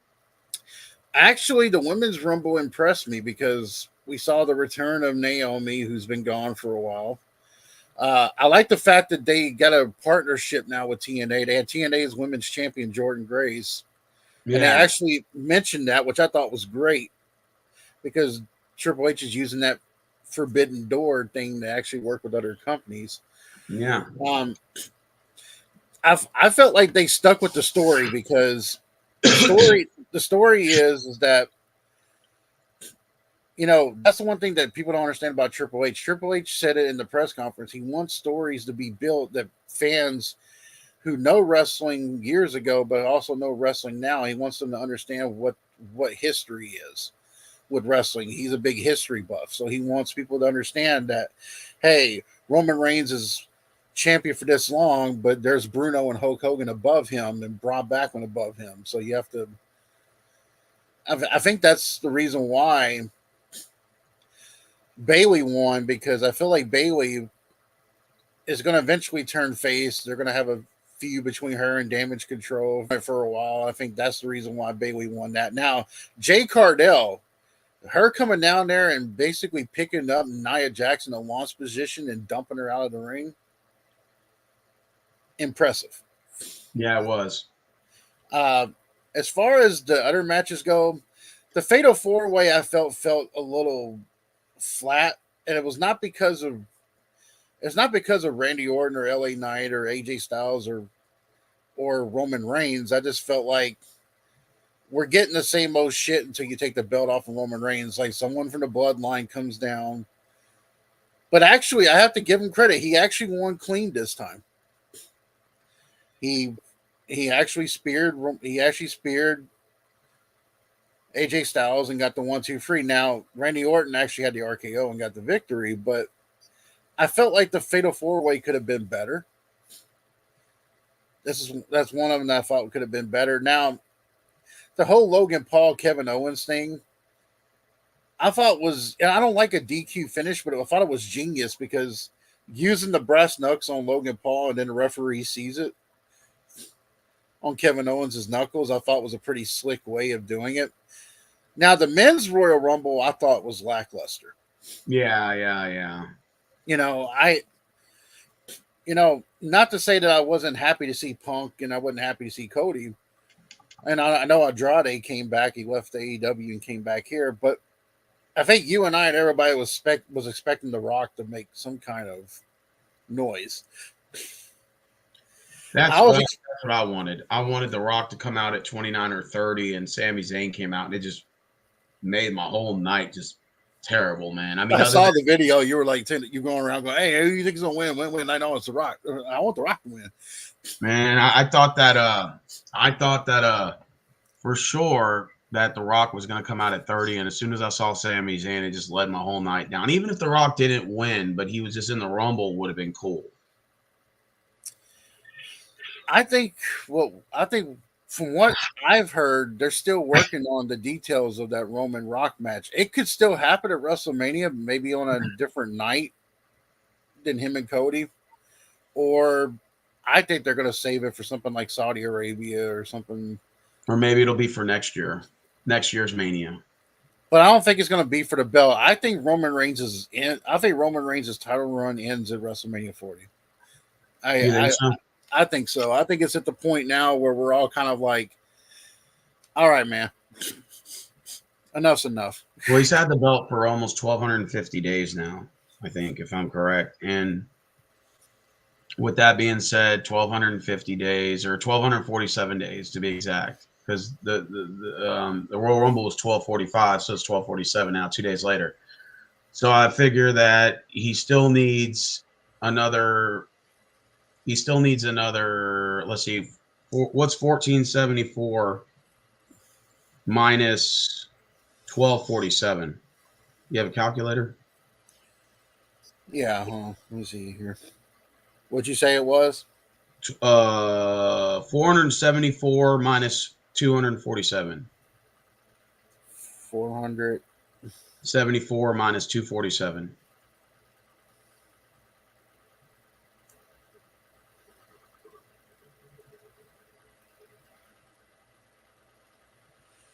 Oh man. What's that number? So it's 1,475 days, right? Yeah, 1474 minus 1247. He still needs about a good 228, 230 days. Okay, so 228 would put him into probably September. That means he would have to hold the belt till mid-September to break Hogan's record. I don't know if they're going to do that because that'd be past SummerSlam. I don't think they're going to do that. SummerSlam's in August, so that means you're going to have to push it till, and you're not going to make him drop the belt at some cheesy pay-per-view in September. I don't even know what pay-per-views then, but I Well, mean, plus, Roman's got that contract where he only wrestles a certain amount of time, too. So, I didn't know that. yeah, so that's why he's not on there all the time, and that's why his title runs look longer than what it is. I just don't think it's going to be. I think it's at the point now where everybody's just wanting it to be done. I mean, I like Roman as a heel. Roman's been great as a heel. But I think that time has kind of finally come where we're like, When is WrestleMania 40? WrestleMania 40 is April the 6th or April 7th or something like that, 6th or 7th. Okay, so that means how many days are there in February? Like 30, I think. 29. So it's 29 in February, and then he's still got the remaining amount of days. Okay, so how many days are there in January?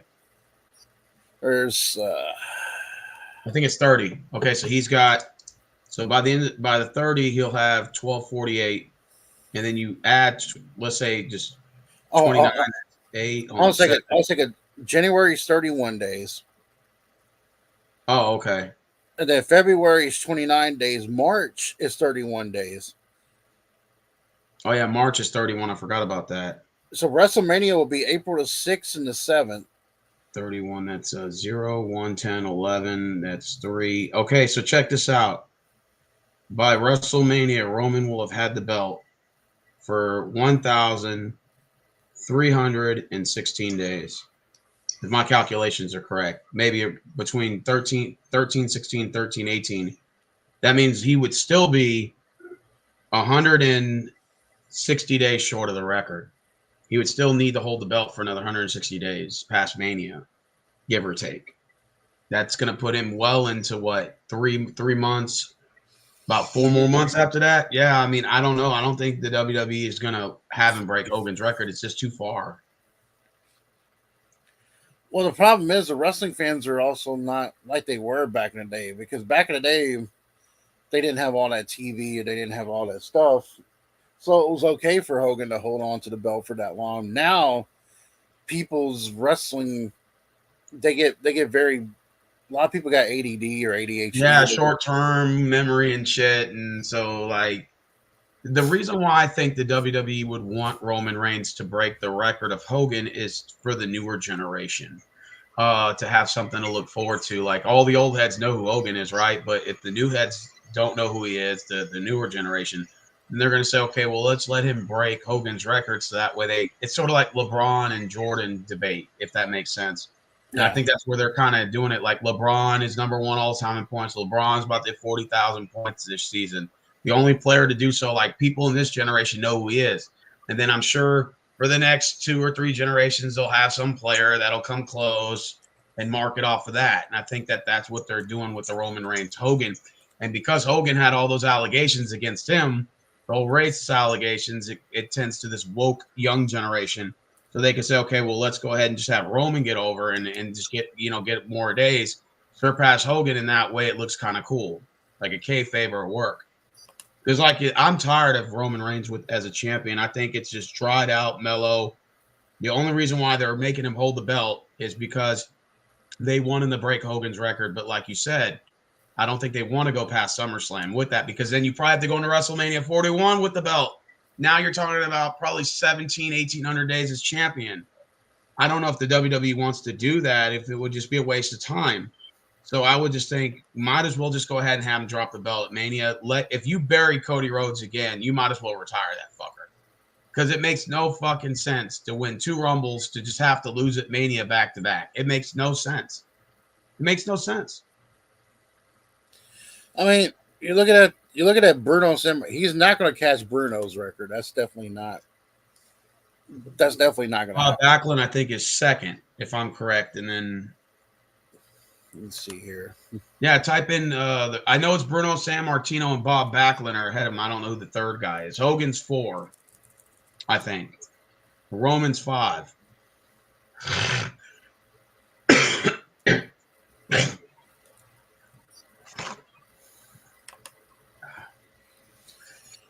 How long was Bruno? Bruno was 2,803 days. Okay, hold on. 2008, and that's the record? Yeah, May 17th, 1963 to January the 18th, 1971. Now you just got to divide 2,803 divided by 365. That'll tell you how many years he had it. You know. He had it for 10 years. Gosh. Roman would have to hold the belt another 7. I don't think they're going to do that. Let me look at that would be hilarious if they're like Roman Reigns is going to hold the belt for 20 years. You're going to be like, no thanks. I'm not watching it. Okay, here we go. Bruno, if you're talking about eras, Bob Backlund, the Marathon Man, held the WWE Championship for 2,138 days.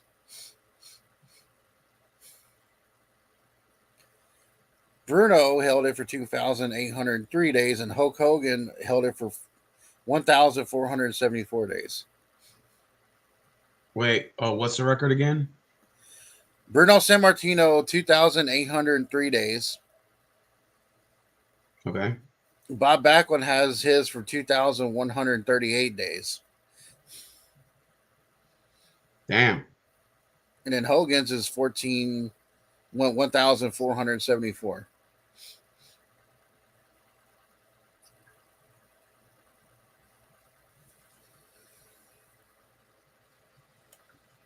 Well, that's not too bad.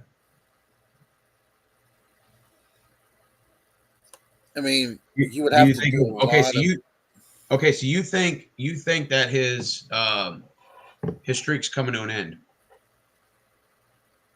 Yep. Damn. Well, I look at it like this: you have this whole story pictured on, and they even have it for the new WWE game coming out, 2K24, which is supposed to be about the 40 years of WrestleMania. So I'm looking at it like this: you have Cody Rhodes who come back. He wants to finish the story. He wants to be the first ever Rhodes to ever win a WWE championship. Okay. So I'm looking at it like this: you had him lose at 39. You had him chase this all the way, worked his way back up, won the Rumble. To have him lose again, that would be fucking burying Cody at that point. And yeah, it's like Cody would not even be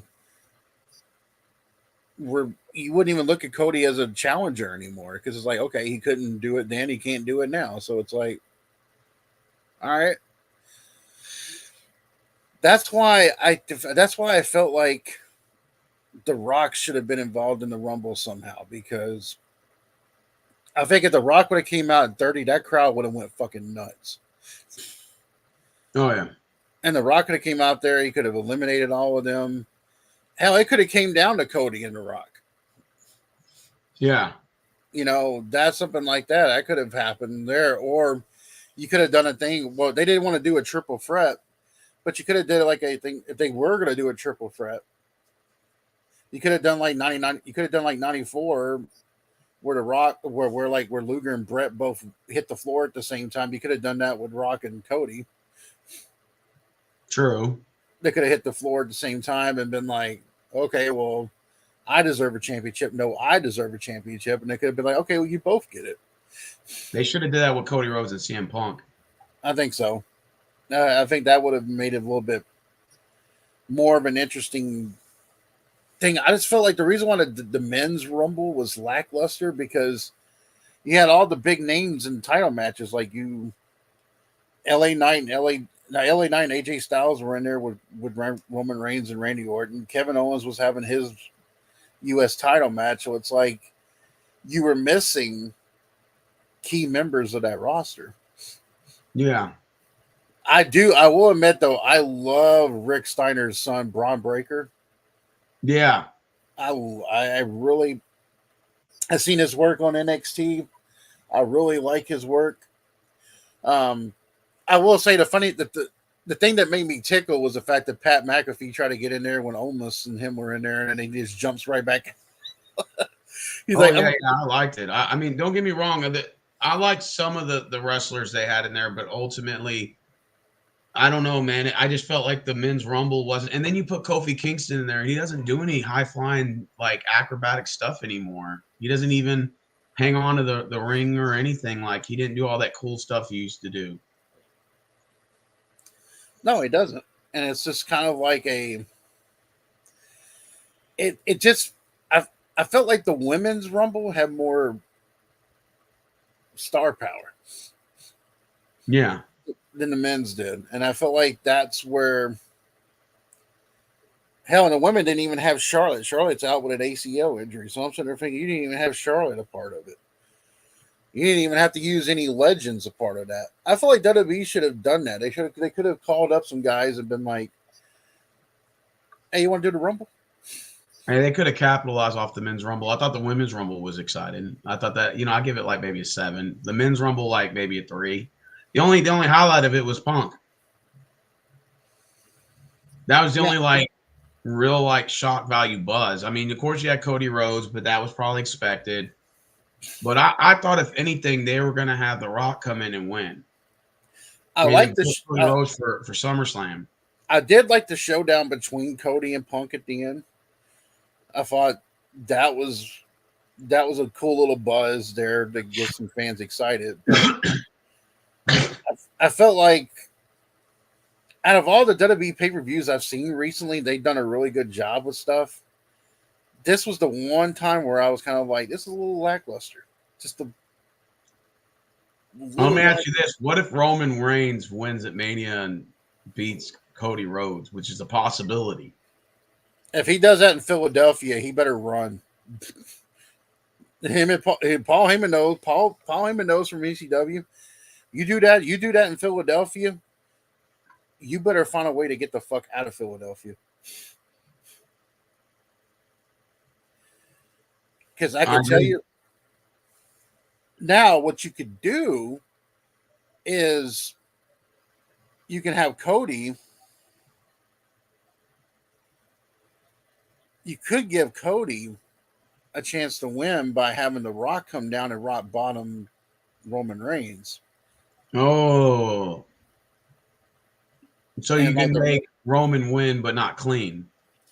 No, I think what happens is I think The Rock could have Cody win the WWE Championship by coming down there and taking out Solo Sikoa. Referee's got his back turned. The Rock decides to go over there and rock bottom Roman Reigns. Cody can pin him 1, 2, 3. Or if let's just say hypothetically Roman wins, but it's not a clean match, but he beats Cody, right? And then he's celebrating and The Rock comes out and they do a fucking stare down face to face. The Rock's like, you still got to get through me there, boy. You might have beaten Cody, but you haven't beaten me yet, boy. Well, I like what King Twista said here. He's like, "What's up, bros? WWE just gave away the script for the NFL. Mahomes won to win back to back, like how Cody won back to back Royal Rumbles. Now Patrick Mahomes is like, Cody, I'm going to win back to back Super Bowls." Well, if the tribal chief wins, he'll be on 700 and I think it'll be like 700 and what 3 and 3 6, and then 65 is what 130. So 130 and then 600. So you'll be 730 days as the champion on the Roman Reigns counter meter. And then you got to add another 365 because then you'll be champion until Super Bowl until of course they lose in the playoffs. But there automatically will be the defending champions up until the Super Bowl technically. So then you'd have to add another 300 and something. So the tribal chief will be 1,000 something days. I would laugh my ass off if Kansas City wins the Super Bowl and all of a sudden they start doing the whole Roman Reigns. They start doing the whole like meter count, day count meter, and then Patrick Mahomes goes, "This is my yard now, boy." I say, boy, where's that Tom Brady at, boy? I'm gonna beat Tom Brady. I'm gonna laugh if Dan Campbell comes out with a chair and just whacks fucking Purdy over the head with it. He goes, you think you're gonna get that easy off on me, boy? I'm running this shit here in the NFC. And the tribal chief already won. You know, Patrick Mahomes was walking out of the ring holding his belt, and they got like a separate storyline with Dan Campbell. You think I'm gonna let you screw me over this time, boy? I run this shit here, there, boy. I will say though, Dan Campbell's done a fantastic job with the Lions, but I felt like his play call was a little aggressive. Like especially that play last night where they were 4th and 2 and they could have gotten a field goal and they decided to go for it. Yeah, he went for it. Why would you do that? That's kind of where I was at with that. I'm like, I'm like, all right. But that's what it is. The 49ers just had more experience. Now, I'm wondering what happens is Kansas City wins. Then all of a sudden Roman Reigns' music plays, and here they all come out. They all do the one thing. And then all of a sudden Patrick Mahomes decides to go, I'm retiring. Hey, if Roman wins, though, do you think that's the end of Cody Rhodes? Like, they should just do away with that guy? Well, they still got the Raw Championship, but I don't think that's what Cody wants. Cody wants the actual... He wants the WWE Championship, and that's what Roman's got. But I look at it like this. It's a great story that they're doing with Cody, and I like it. And I do like Cody, don't get me wrong. But I'm at the point now where I'm like, it's either now or never. It's one of those things where it's like, you don't want Cody to win it after Roman Reigns is gone. Like if Roman Reigns goes to Hollywood, you don't want him to be like, oh, the only reason why you won the championship because Roman Reigns ain't around no more. Oh, yeah. Because that will be over his head all throughout the rest of the time. Like, oh, you're the WWE champion, but you couldn't do it with Roman twice at the big stage. So I feel like this is one of those things where it's make or break for Cody. It's kind of like, you know, Punk's going to get his title shot against Seth Rollins. I already know that's going to happen. But with Punk, I felt like, you know, when you were at that place watching the Rumble, it seemed like to me a lot of the guys you talked to wanted Punk to win.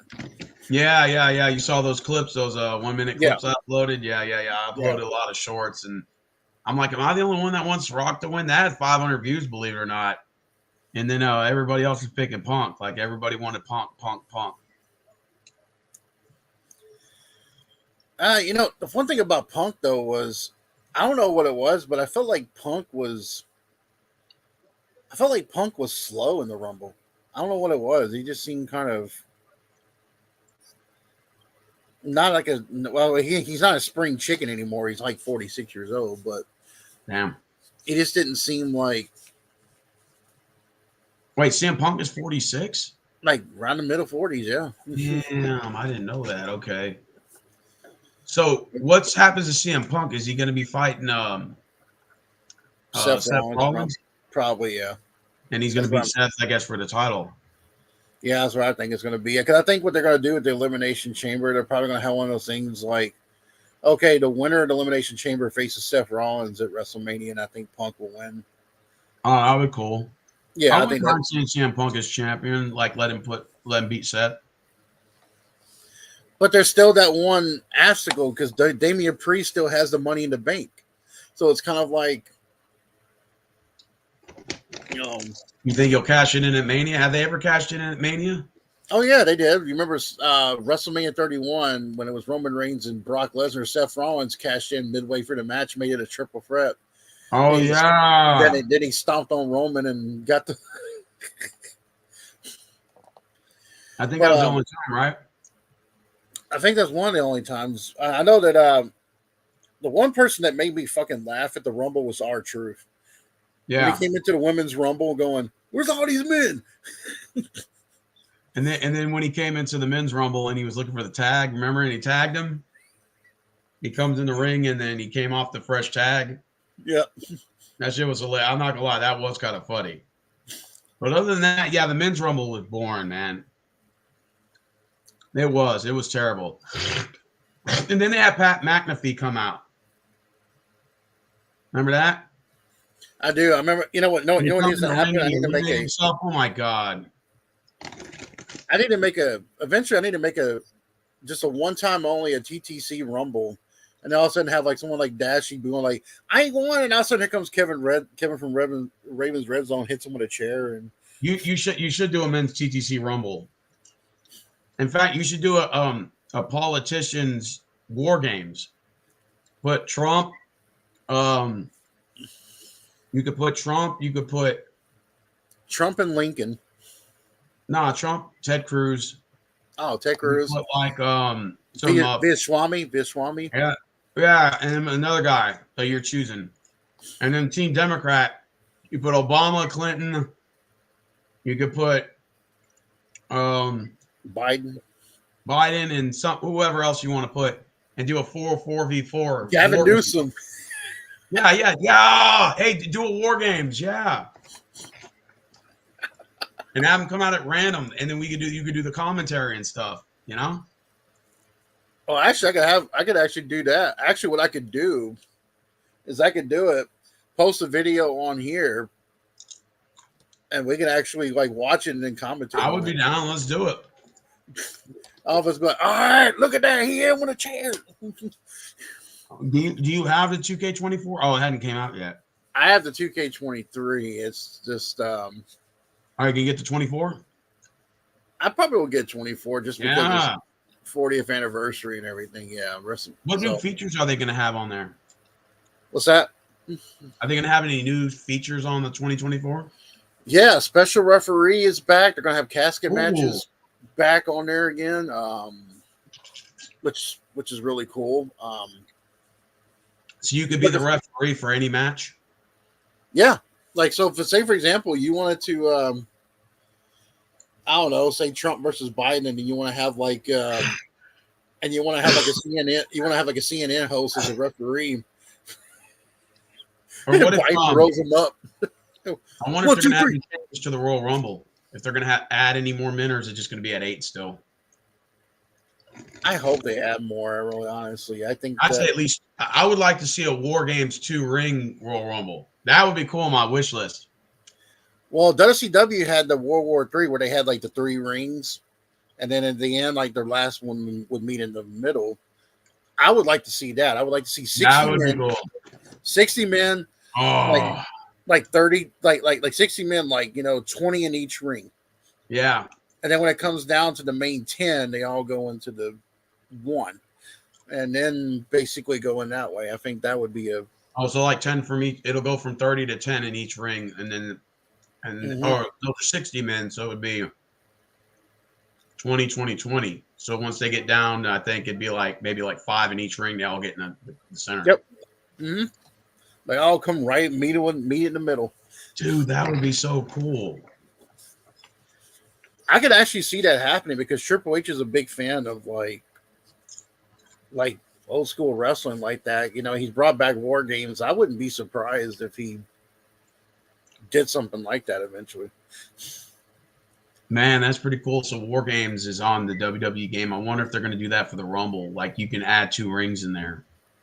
I wish you could. I mean, honestly, do more than 8 people, then they could probably do like maybe 12 or 14 guys. Well, I want in the comments section, guys, if you guys want to see a political War Games thing, I could definitely have it happen. Just tell me who you want on Team Trump and Team Biden. Oh, dude, that would be cool, man. Well, we could even ask some old school like presidents, like maybe have JFK on one person's side or that team JFK team versus team I don't know, like what's his name, what's the one guy that everybody praises, the best president of all time? Lincoln. No, it was the 70s. He was in the 70s and 80s. I can't think of his name. Oh shit. Reagan. You can do like Team Reagan versus Team JFK. Ooh. Oh, he hits him with a jelly bean. He hit him with a jelly bean. Dude, that would be really cool. Or you could do Vince McMahon versus teams. Is Vince McMahon still a playable character on wrestling or no? Mm-hmm. You have to download him, or is he actually on the game? He's on the game. Damn, that is so cool. How many wrestlers they got on 2K23? Oh, Jesus. About 100? Probably about that. They got all the NXT guys, right? Majority of them. We got majority of the NXT. They got majority of they WWE. Then they have those downloadable contents like Bad Bunny and like the Steiner brothers are on there. What? So that's what I'm saying. I'm thinking like they could be like one of those. We could do like a war game thing where it's like if there was like a small debate between like I don't know a Dallas Cowboy debate, Team Duke Botters versus Team Prodigal Hill over there. Oh, that would be cool, man. And do a little battle royal like that, man. That would be cool, man. I'd be down. It'd be like, hey, you know, like it's also Derrick Henry's on one of their teams. Hey, I'm gonna say this with the Vince McMahon thing. I think my prediction is I think she'll get paid through the lawsuit. I think there'll be a settlement, undisclosed amount, and he'll probably pay her like 10 mil or something, somewhere around there, to taxes and everything. And it won't be anything like it won't even affect him at that point. I don't know now what the question is, what's Vince gonna do with all his money? Because he's not gonna live forever. So what's he gonna do with it? Is he just gonna put, I guess, Stephanie and Shane in the will and just let them take the money? I think that they're all still in the will. I think the grandkids are in the will. I think with Vince though, I think this might hurt Brock more than it does Vince. You think so? I mean, Brock's got the money; you don't need it. But Brock and Sable have children too. If this ends Brock's relationship with his wife, Brock could also get fired from WWE, so he can't go back to UFC because UFC is owned by the same company. So if he got fired by WWE, he can't go like, hey, Dana White, I want to come back and fight on UFC because they'd be like, well, we're owned by the same company. You can't come back. So I think it affects Brock. Man, it says something like he agreed to pay $12 million to 4 women. Like, man, that's crazy. Yep. I'm sure more will come out as but Vince McMahon is 78 years old. He'll be 79 in August. Wow. He kind of looks like a pedophile now with that mustache and you seen a picture of him recently? Yeah, I'm looking at it right now. Actually, TKO said something like they make Vince McMahon's resignation official or something like that. I don't know what that means, but they kind of forced him, pretty much saying, look, either do it or get fired. That's pretty much what I think is being said to him is like, you either do it now or get fired. But this is what you do. Because I mean, like Vince, like I said, he weaseled his way back into the company in 2022, tried to take over stuff. That's why Stephanie left. Damn, I didn't know that. And then he thought, oh, I'm going to be here until they sell the company. They finally sell the company, and he thought that he was going to be up there. And TKO was like, No. So TKO owns it, right? He did. They did the Mount Mutombo. So you're saying TKO owns it, right? Yeah, Endeavor, TKO. They did. It's Endeavor, but they created this company called TKO that owns not only UFC but WWE now. And Dwayne Johnson is now a board of director guy on there, and he owns the Rock name now. So the Rock name's his. Net worth is $2.8 billion. Vince, yep. Damn, he's on Forbes 2024 Forbes. Linda McMahon, spouse till 2022. So you're right. They either got separated or whatever since 2022. That's why I think those allegations are true. Wow. But I also think too that if Linda wants to get more into political career, she knew she had to cut ties with Vince because that could also hurt her standings with stuff too. So I think that's another reason why you saw them separate the way they did. Damn, man, this is freaking crazy. So do you think Vince is just going to pay him out? Or what are your predictions? What do you think's going to happen? I think that we're going to see Vince get a slap on the wrist, pay this girl off, and he's going to go quietly in the night. He's not going to be welcomed back in the board of directors of TKO, and he's just going to be sitting on all this money. But I don't. But that's the thing about Vince, though. I don't think he could just sit there in quiet and silence, though. That's the thing about it. He's got an ego. He's got too much of an ego to just sit there and on the sidelines and not say anything. But if it turns into a criminal charge, okay, which it can, my question to that is I know they send Bill Cosby to prison and he's an older guy, but what's that really going to do sending Vince to prison? That's how I look at it. Like they said, well, it's justice. I'm like, well, not really, because like he's already at the back. He's in the fourth quarter of his life anyway. I don't think he gives a shit. Right? Yeah, I just don't see it. King Twister said we should boycott the Super Bowl and the whole NFL league.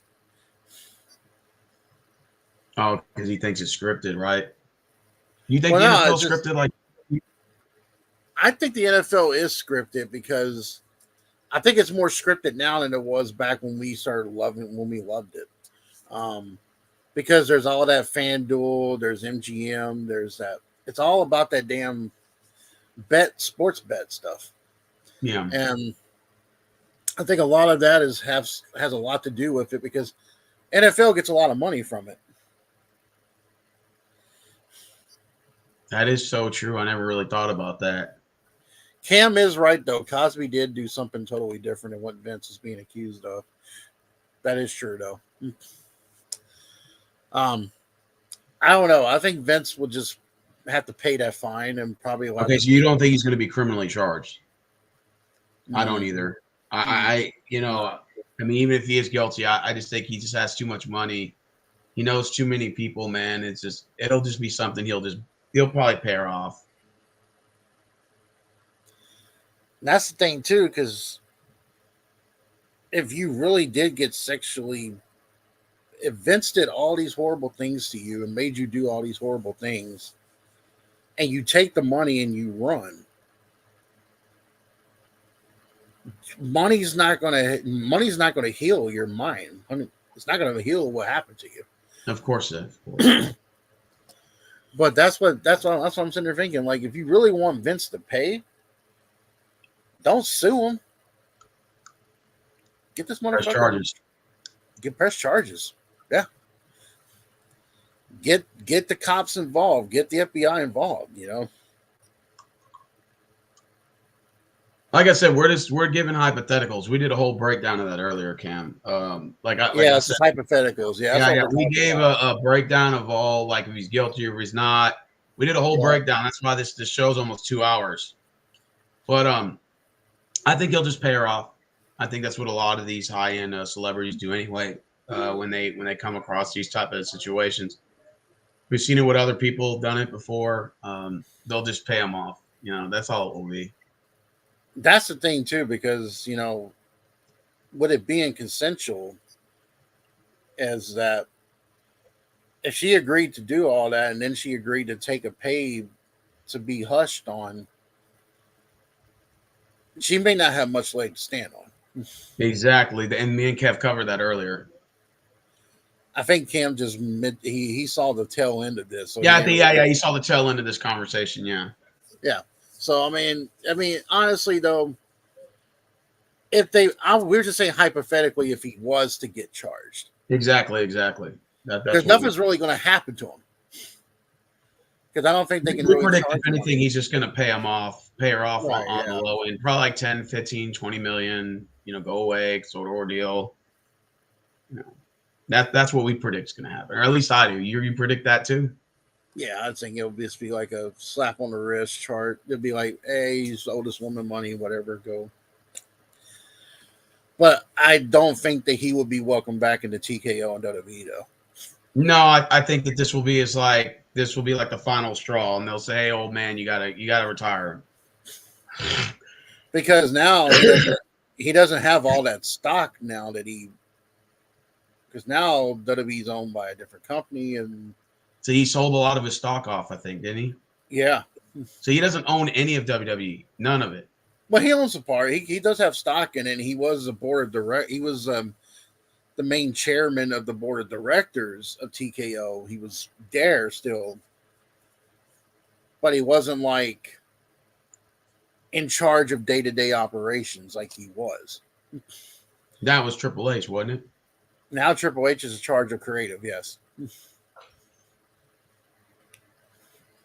So now they don't have to answer to Vince. They don't have to sit there and be like, "Hey, Vince, what do you think about this idea? What do you think about that idea?" No, it's basically.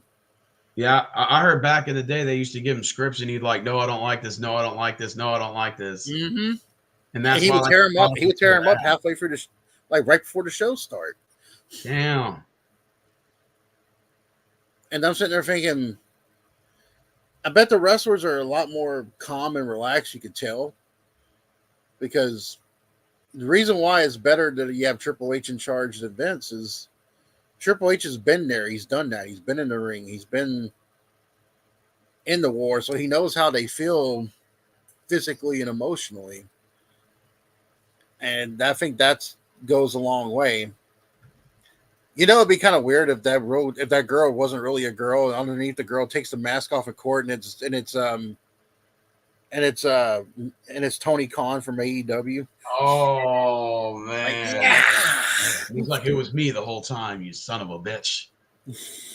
I did it on purpose, you son of a bitch. Or as Prodigal Hill likes to call him, AEW wrestling. AEW wrestling. Wrestling. Do you think No, Mania but is going to be any good? If you could predict some of the Mania matches, what would you say was going to happen? I say we're going to see Bayley versus Io Sky for the SmackDown Women's Championship. I think we're going to see Becky versus Rhea Ripley for the Women's Raw World Title. Okay. I think we're going to see Cody and Roman. We're going to see Seth and Punk. I think we might even see Jay Cardell versus Nia Jax. Oh shit! I think that might happen. I think we might see. I was hoping there was going to be a Gunther Brock match, but now that's That's not going to happen now. Kind of out of the question now. I would like to see. I'd like to see Logan Paul versus LA Knight for the US title would be kind of cool to see. Give LA Knight his first championship in WWE. That'd be kind of cool. That's just some things I think could possibly happen. If they were to do The Rock versus Roman 2 at WrestleMania, I think The Rock and Roman would be one night, and then the Cody and Roman will be the other night. You think Roman's going to wrestle twice? It's possible, but I don't think so. I think they're going to wait for this Rock and Roman. I think they're going to wait till like Saudi Arabia or something like where Rock can dip his money, because Rock's Dwayne's about the money too. It's not like it ain't like the man needs it, but you get a big marquee matchup like that. Everybody thought it was going to happen at the Elimination Chamber because they're going to be in Australia in front of 60,000 people for the Elimination Chamber. And they had a random drawing for the Rumble, and a random fan gets to be in the Rumble, and your name got drawn, Kev. They actually sent you a letter and everything, fly you out and everything, pay for your hotel, and you're actually an entry in the Rumble. Would you go? Yep. But if I saw Omos, I'd probably be like, yeah, no, fuck that shit. No, actually, you know what? I would try just to basically say that I tried and then get my ass thrown over the top rope. I'd be all right with that. Or I'd go in there and I'd be like, look, I would look at if Brock was in there, I'd be like, all right, man. One German suplex and throw me the fuck out of here. Yeah. The three amigos. I'm just kidding.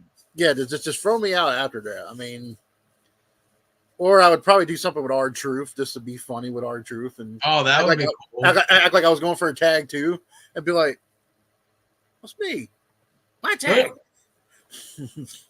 So you think Cody Rhodes will defeat Roman at Mania? You think his streak will end?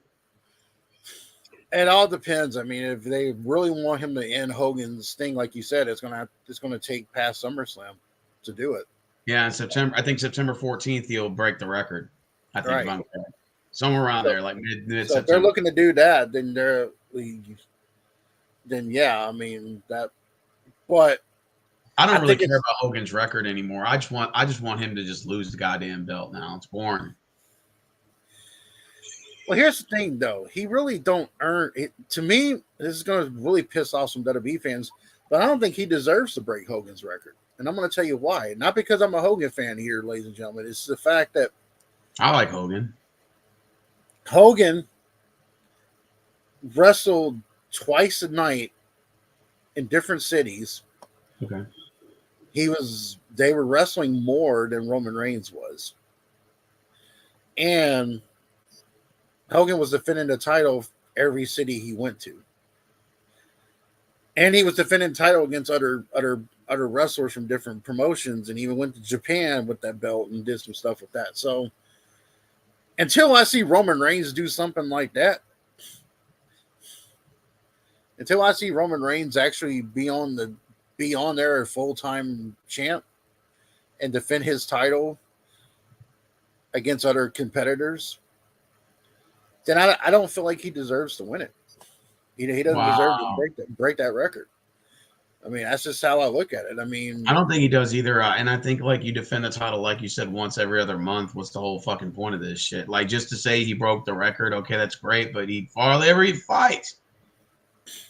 He hardly ever fights, and when he does, it's some kind of shenanigan where Solo Sikoa or Jimmy Uso comes down there and they fuck it up and stuff like that, and then or a face has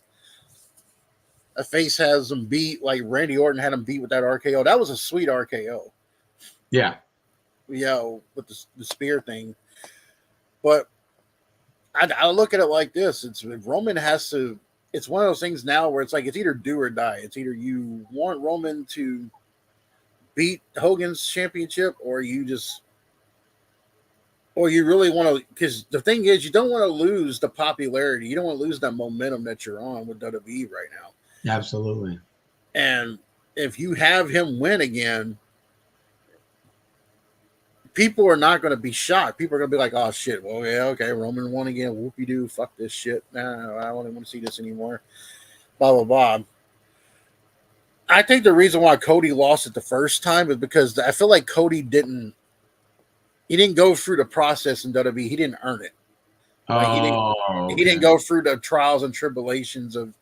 I mean, last year he fought Brock Lesnar 3 times, beat Brock twice. He was in other different storylines. It's like I feel like Cody worked his way up this time. Now he's kind of like, okay, I worked my way up, beat this guy, I beat that guy. Now I'm ready. Damn. And I feel like that's where we're at as far as storytelling goes. Triple H is a hell of a lot better than Vince with the storytelling. I know some people were upset about Bayley winning the women's thing, but I'm like, Bayley's been there for a long time. Bayley deserves to have a women's Royal Rumble because she's worked her ass off. Has she won? Has she won a Rumble before? This is her first. This is the first one. Yeah. Okay, well then they have Bayley win. Okay, nothing wrong with that. I'm looking at it right now. Some people probably thought it was going to be Jade Cardell because she came in there and just. I mean, that's just. But I think what's great though is the fact that WWE's got that working relationship now with TNA, and I think that's. I like that. And I think that's where. See, Vince wouldn't have done that as much as Triple H would, because Triple H is, like I said, he's a student of the game. He likes the history. He knows that there's companies do good when they work with each other sometimes, and what helps WWE might help TNA. And so now people are going to be like, because some WWE fans will be like, "Ooh, Jordan Grace, man, that girl's badass. I'm going to go on TNA now and watch her." And that gets the eyes on the prize on TNA as well. Yeah. So I would have loved if they would have had TNA's men's champion in the Rumble. Like they would have had Moose on there. Oh, that would have been cool. I think that would have been cool too. I think that would have been like, oh shit, Moose is on here. What the fuck? How long have they been working with um how long have they been working with TNA? Like They've partner had with like it? little things here and there, like little. Now people will say, well, Kevin, Mickey James was Knockouts champion, and she went to the Rumble. But yeah, but see, here's the thing: Mickey James didn't have a contract with TNA. She had a handshake agreement with Impact at the time. Jordan Grace is under contract with TNA, Damn, so I didn't know that. yeah. I mean, it's a different than ball game now because Triple H is like not really wanting to do the forbidden door thing, but he's pretty much saying, look, when he says we're open for business, and we're open for business. Um, Now, if Tony Khan would get out of his own fucking way, WWE and AEW could have a working relationship if he was smart. You think so? I think so. I think it could have been one of those things where AEW champion Samoa Joe could have showed up for the Rumble and been like, "What the fuck," No, that something like would that. be cool. You see stuff like that. I mean, you would have a chance to work together, like they did back in the territory days. That would have been nice to see. But problem is, Tony Khan can't get out of his own ass because he's like, this is my E-Fed wrestling. These are my wrestlers. I love them. Man, he's like crazy as a fucking pet coon, man. So do you like AEW? Does AEW have like a WrestleMania? Like, Their WrestleMania, I think, is kind of more like all in and all out. Theirs is mhm. like stuff like that. I mean, I like some things in AEW. Don't get me wrong. I like the fact that Sting's going to have his last match soon. Um, I like MJF. I like a couple things in AEW. I don't like the direction they're under with Tony Khan because I feel like he should be focused on writing the checks, doing that.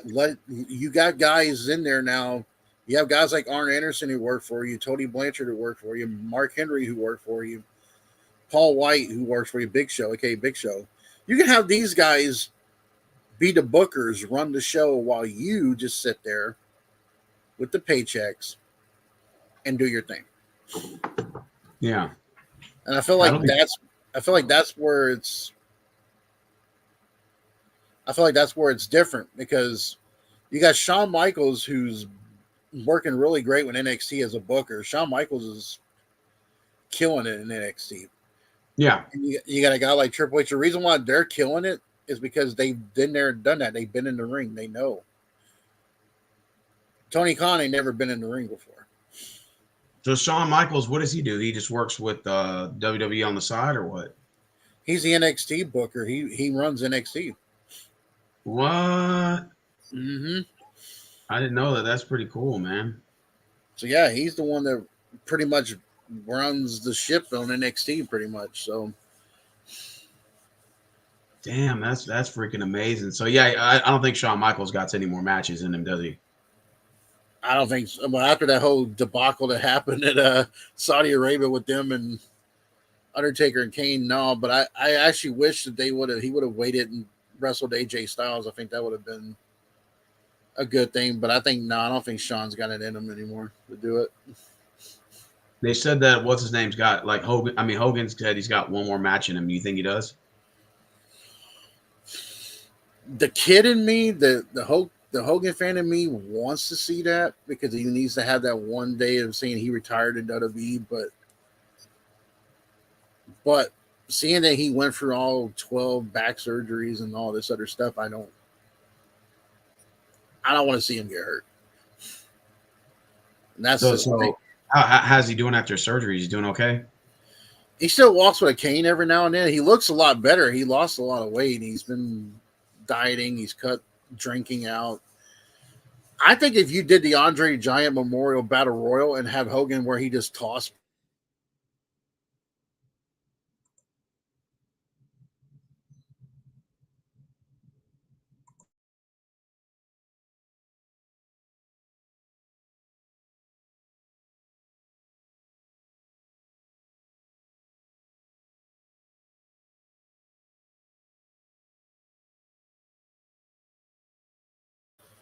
Okay, I got it back. What the hell just happened? You there, Steven? What happened? What happened?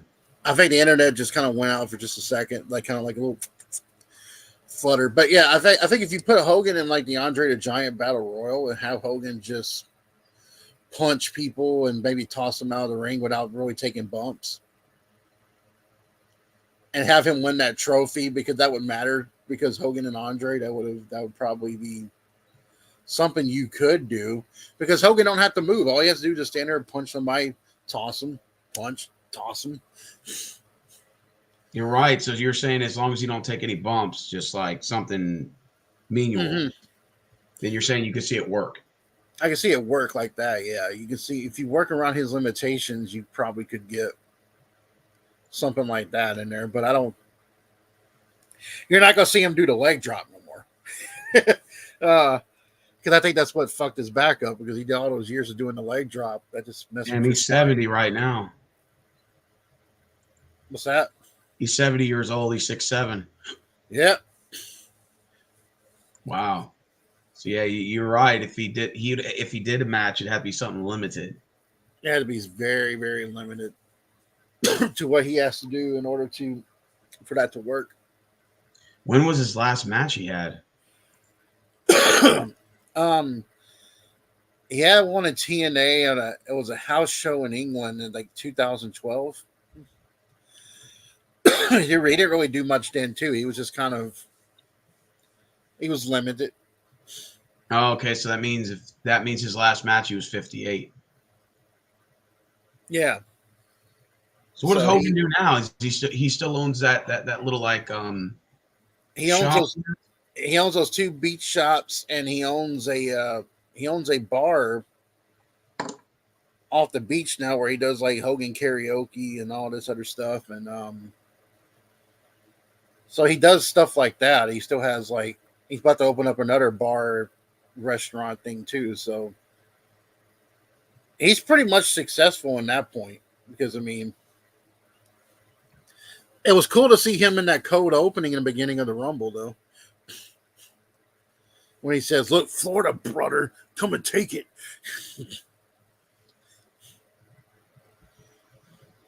It says right now his net worth is generally 30 million, but I don't know. I thought it would be more than that. Well, when he went through that divorce, Linda took a lot of. Oh, okay, yeah, because it says he's worth 25, 30 million, which I mean, I guess that would be okay to live on at his age of 70. Mm-hmm. He would have to will the rest of it down to his son Or his daughter, whichever. Both. What does his son do? What does his son and daughter do now? His son is a disc jockey, but his son just got arrested recently with a DUI. There was actually a video of that. His daughter, I don't know. I think she still works on music, but for a while there, she was living in Nashville for a while, and she was owning she helped co-own a Airbnb company. Oh, cool.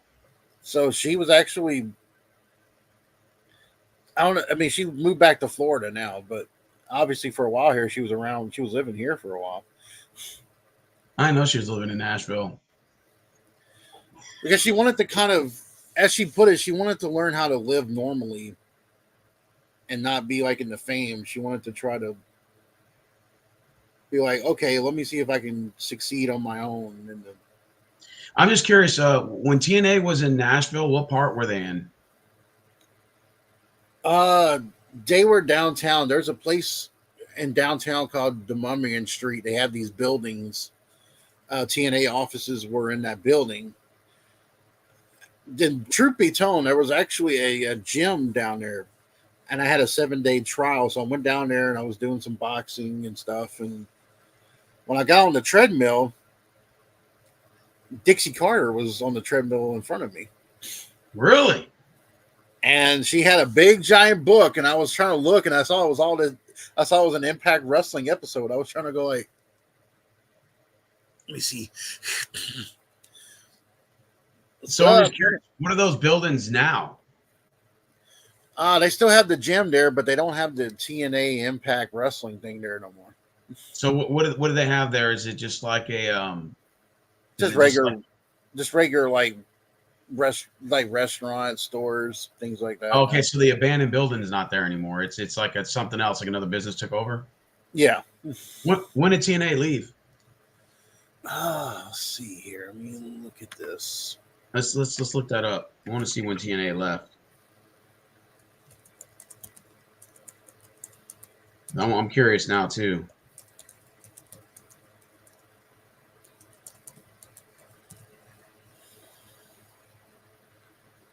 Let's see.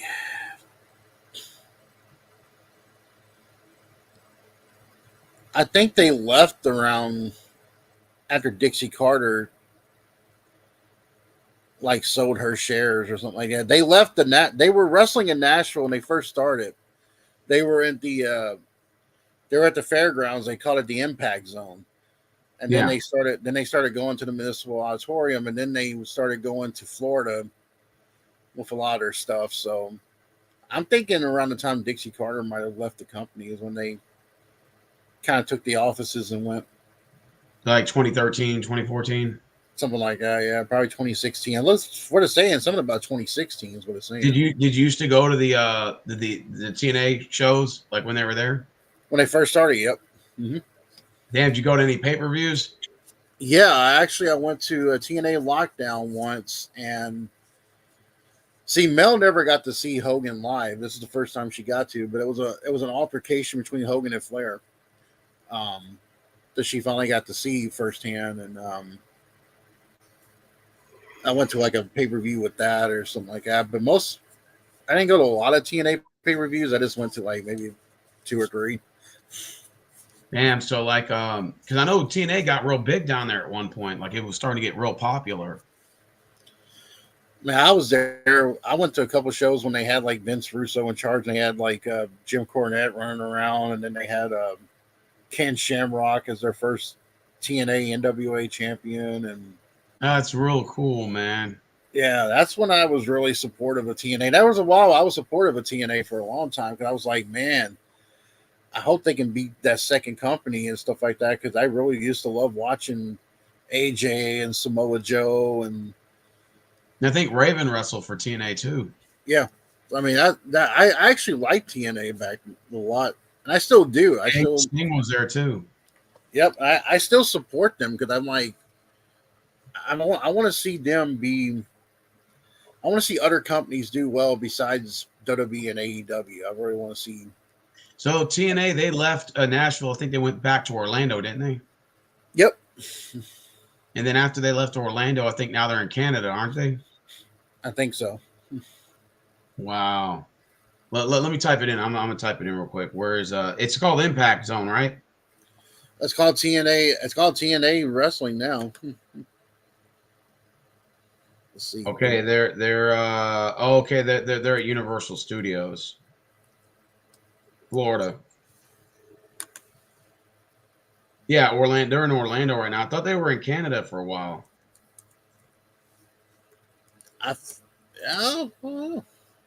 Okay. Yeah, they are. They're in Orlando. Oh, their TNA headquarters, I heard, is in Toronto, Canada.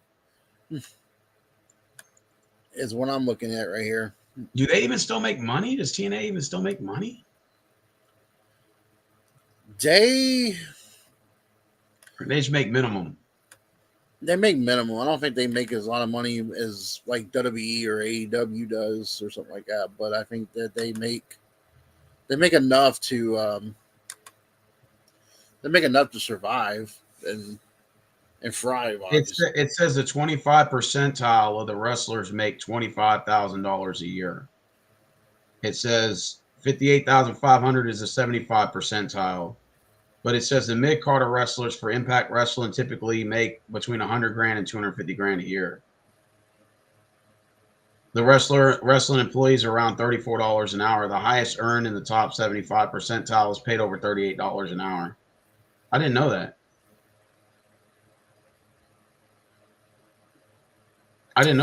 So that they actually make still a little bit of decent money. It's not like obviously in the, the same, realm as, let's say, WWE superstars make millions or damn near close to it. Well, some NXT wrestlers, back then. I don't know if they still do now, but NXT wrestlers would make $250,000 a year. Damn. Um, Would you ever thought about working for TNA Impact when they were in Nashville? oh my God, yeah, I would love to back then. I mean, it Did you was. ever thought about it? Like, did you ever say, you know what, man, I want to go apply for them and see if they'll hire me? You know, like maybe I'll set up the ring or something, or you know. I at one point tried to apply for their security thing, but I never heard back, and I was so pissed off about that because I was like, Oh, they were hiring for security? yeah, for the where they were at, and I was like, man, damn it! It was like would have been perfect. Hunter said mid carders are 1.2 million in WWE. Wow. That's pretty damn good money. Well, yeah, obviously, because you have look at all the money that WWE is making now. And what's even cool though is they're having all these pay-per-views now going globally. Like not just Saudi Arabia, but now you got Elimination Chamber going to Australia. I think they're going to be going to Yeah, Germany yeah. this year, and um, I would not be surprised if you will see a WrestleMania in the UK. I mean, Wow. I would not be surprised about that if they ever Did did you that. did you hear the rumor that John Cena said he's going to retire from wrestling pretty soon? I think it's coming. I mean, I can tell by the way the way he moves and everything. Now he can still do it at a high level, but it's one of those things where it's like you don't want to be that guy. I mean, much as I love Taker and I love Hogan and all them, you don't want to be that guy that stays for too long and then be like injury all the time and stuff like that. Cena's about to be 47. I think Cena will come and do because Cena's done the right. People can say what they want about Cena, but since he's come back since doing movies, he put Roman Reigns over clean at SummerSlam 2021. Yeah. He put Austin Theory over at WrestleMania. He put Solo Sikoa over. He's really not trying to win like he did. You don't think so? I think he just wants to give back. I mean, I think that's what it is now. He says about age 50, that's when he'll retire. Is what? Yeah, so he's got 3 years, so he'll probably do some cameos. You know, I'm not saying he'll like wrestle full time. I mean, it would make no sense to, right? No, it really. I mean, honestly, unless you really want him to break that 16-time world record of Ric Flair. But let's be honest, though, that's the WWE record. Ric Flair's got more championships than 16 times, but they don't ever count the other ones for some reason. I don't know why. Wait, you're saying he has more than 16? Yeah. I didn't know that.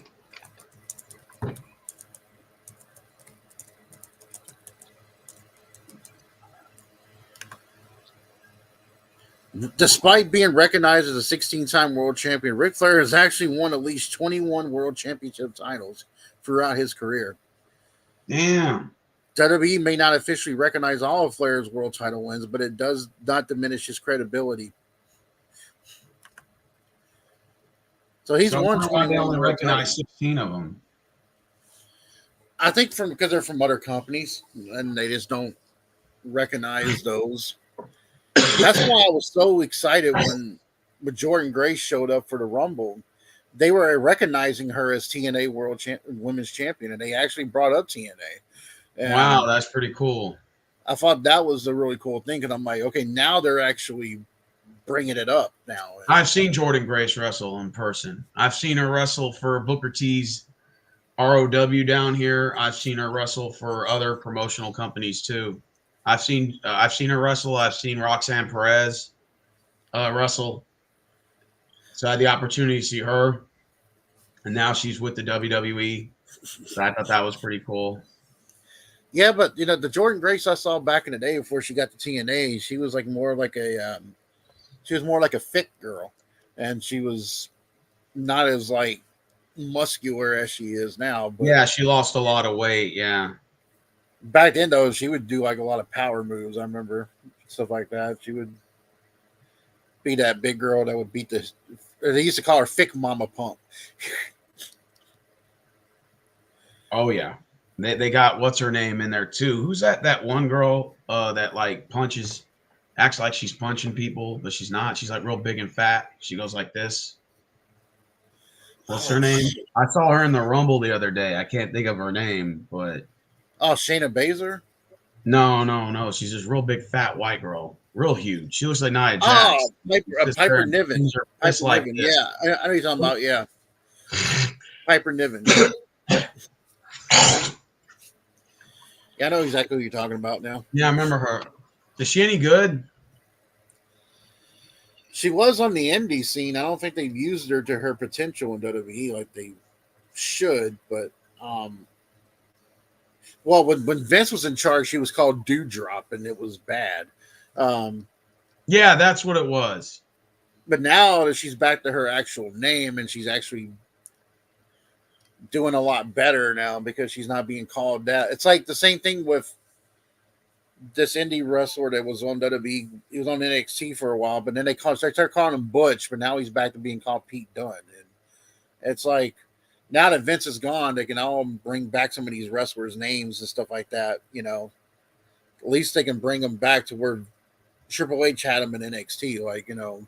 Yeah, I really need to start watching wrestling, like keeping up with the names again, because like half the names in the Rumble, I didn't even recognize them. I'm just like, what the hell? Because like I watch wrestling like part time, so like all these new people that are coming in, it's like, man, who's this person? Who's that? I'm like trying to get used to everybody, so I guess I need to kind of pick up on it a little bit more. But I thought that the men's Rumble was just terrible.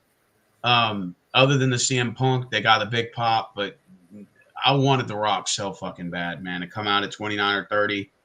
Everybody and their mama was waiting for The Rock. The whole place I was at, they were like just waiting for The Rock to come, and then The Rock didn't, and everyone was so let down. Now, I will admit that the coolest thing in the men's Rumble was the Rhodes Punk wrestling each other at the end. They drew that out for about 10 minutes, almost looked like a singles match.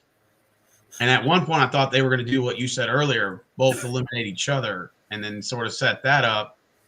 And then other than that, I just wasn't too excited for the Rumble. I just thought it was bland, lackluster, no surprise entries, nothing really like just motivated about it. There was no like, oh my God moments or anything. It was just bland wrestling, and it was just poorly put together. And, you know, again, that happens.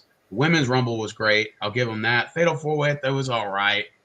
What was the other match? I think it was KO and Logan Paul in the disqualification. That was okay.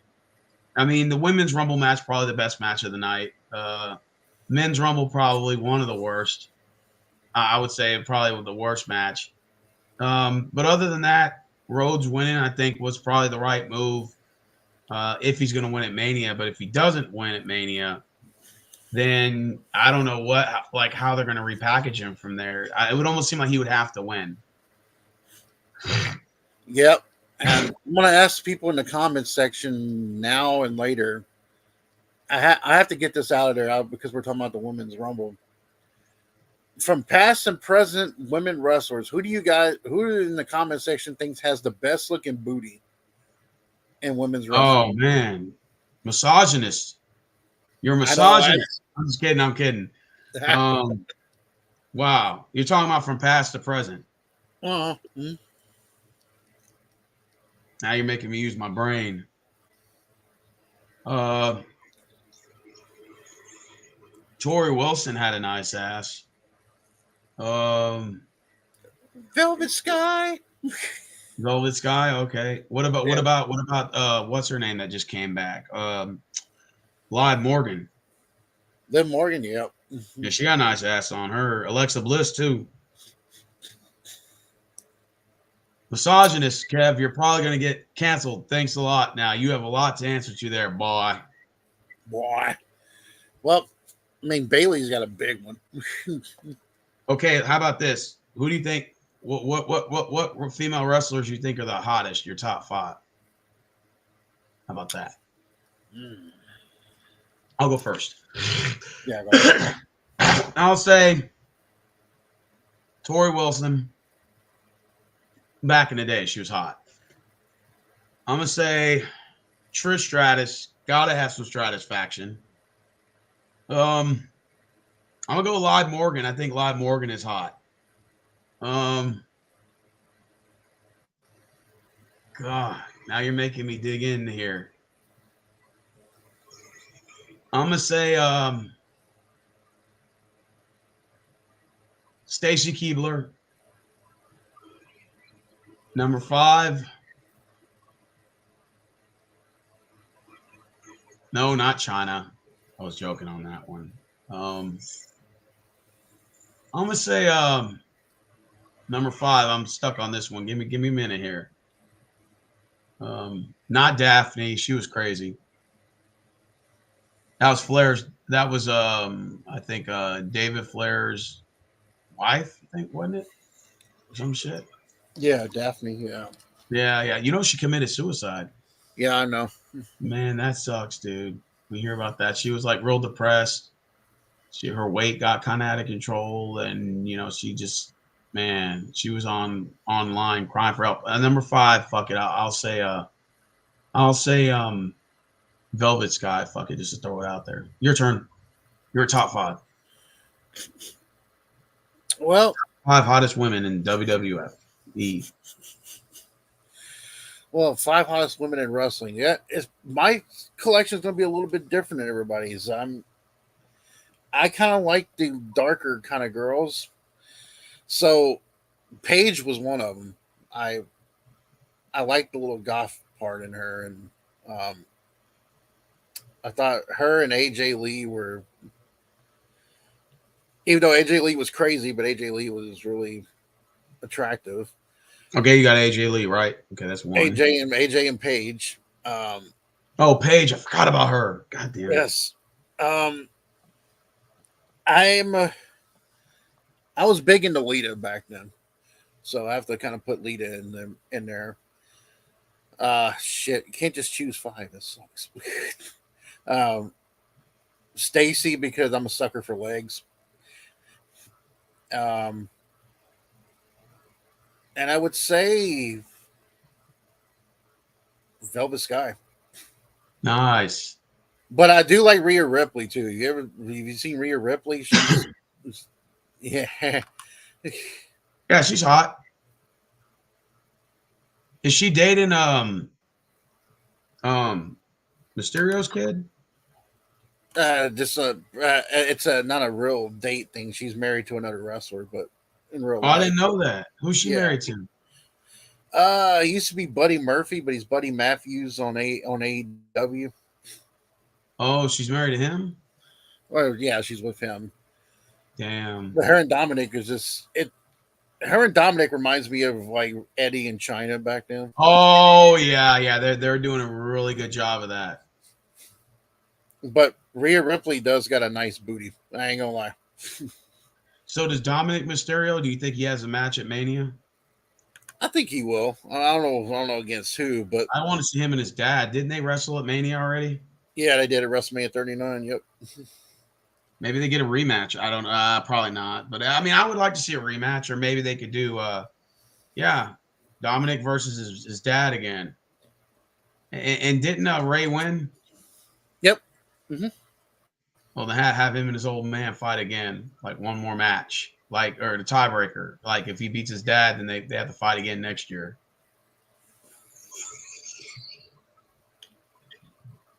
My bad. I didn't mean to keep you on here for 2 hours and 38 minutes. My bad, dude.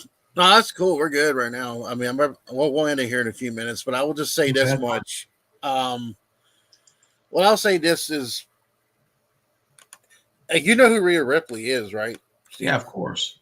Okay. This is the reason why people in the comment section was talking about Rhea Ripley. If I can get it up here. Okay. Is she going to go on the Playboy like China did? I'm just kidding. No, now it's OnlyFans. Now it's OnlyFans. Now it's OnlyFans, yep. Okay, let's see if I can. This is the only reason why I would say that Rhea Ripley is. I've heard Big Remington and a few other people talk about her with this, but this is the reason why people think Rhea Ripley's got a good ass. Oh, shit. How old is Rhea? How old is Rhea Ripley? Let's see. Man. Early 20s, I'm thinking. Let's see. She is 27. Oh shit. Okay, young. She's hot. That I think she's finally embraced the whole mommy thing, and she's embraced the whole. She's embraced a lot of stuff, and I think that that's what's made it really cool. I think she likes the fact that fans have made comments about her ass and stuff like that. So she's pretty much she's embraced it, and I think that's a good thing because she's not going, "Oh my god, they're making comments about me." She's like, "Okay, yeah," Facts. she's accepting it and not really being like, "Oh my god, he said this about me." So you end up seeing her at Mania. Who you say she's gonna fight? I think her and Becky, and I think that's where they've been kind of talking about it for a while, and they're kind of they've been teasing it on WWE for a while, and I think that that's where they're gonna go. Well, Becky's. I guess Becky's gonna win the match at Mania then, or they're gonna have her retain it. I kind of hope they would let I hope they let Rhea retain it, but yeah, I'm like you, Steven. I do like Liv Morgan. Oh, Liv Morgan's hot, dude. Doesn't she kind of remind you of like Alexa Bliss? A little bit. She reminds me of like a live action of Harley Quinn. Like Yes, that's I guess that. what I meant to say. Yeah. She reminds me of that, and I think she was on the second season of Chucky. If anybody's ever saw the TV show Chucky, I didn't know that. yeah, she's on the second season. She gets actually her dream was to get killed by Chucky, and Chucky actually kills her on the show. Liv Morgan? Yeah, Liv Morgan. Yeah, I didn't know that. So I'm curious. What do you think about Bray Wyatt's death, man? I know it's like unbelievable to think that he died. very tragic. Bray was one of my favorites. It's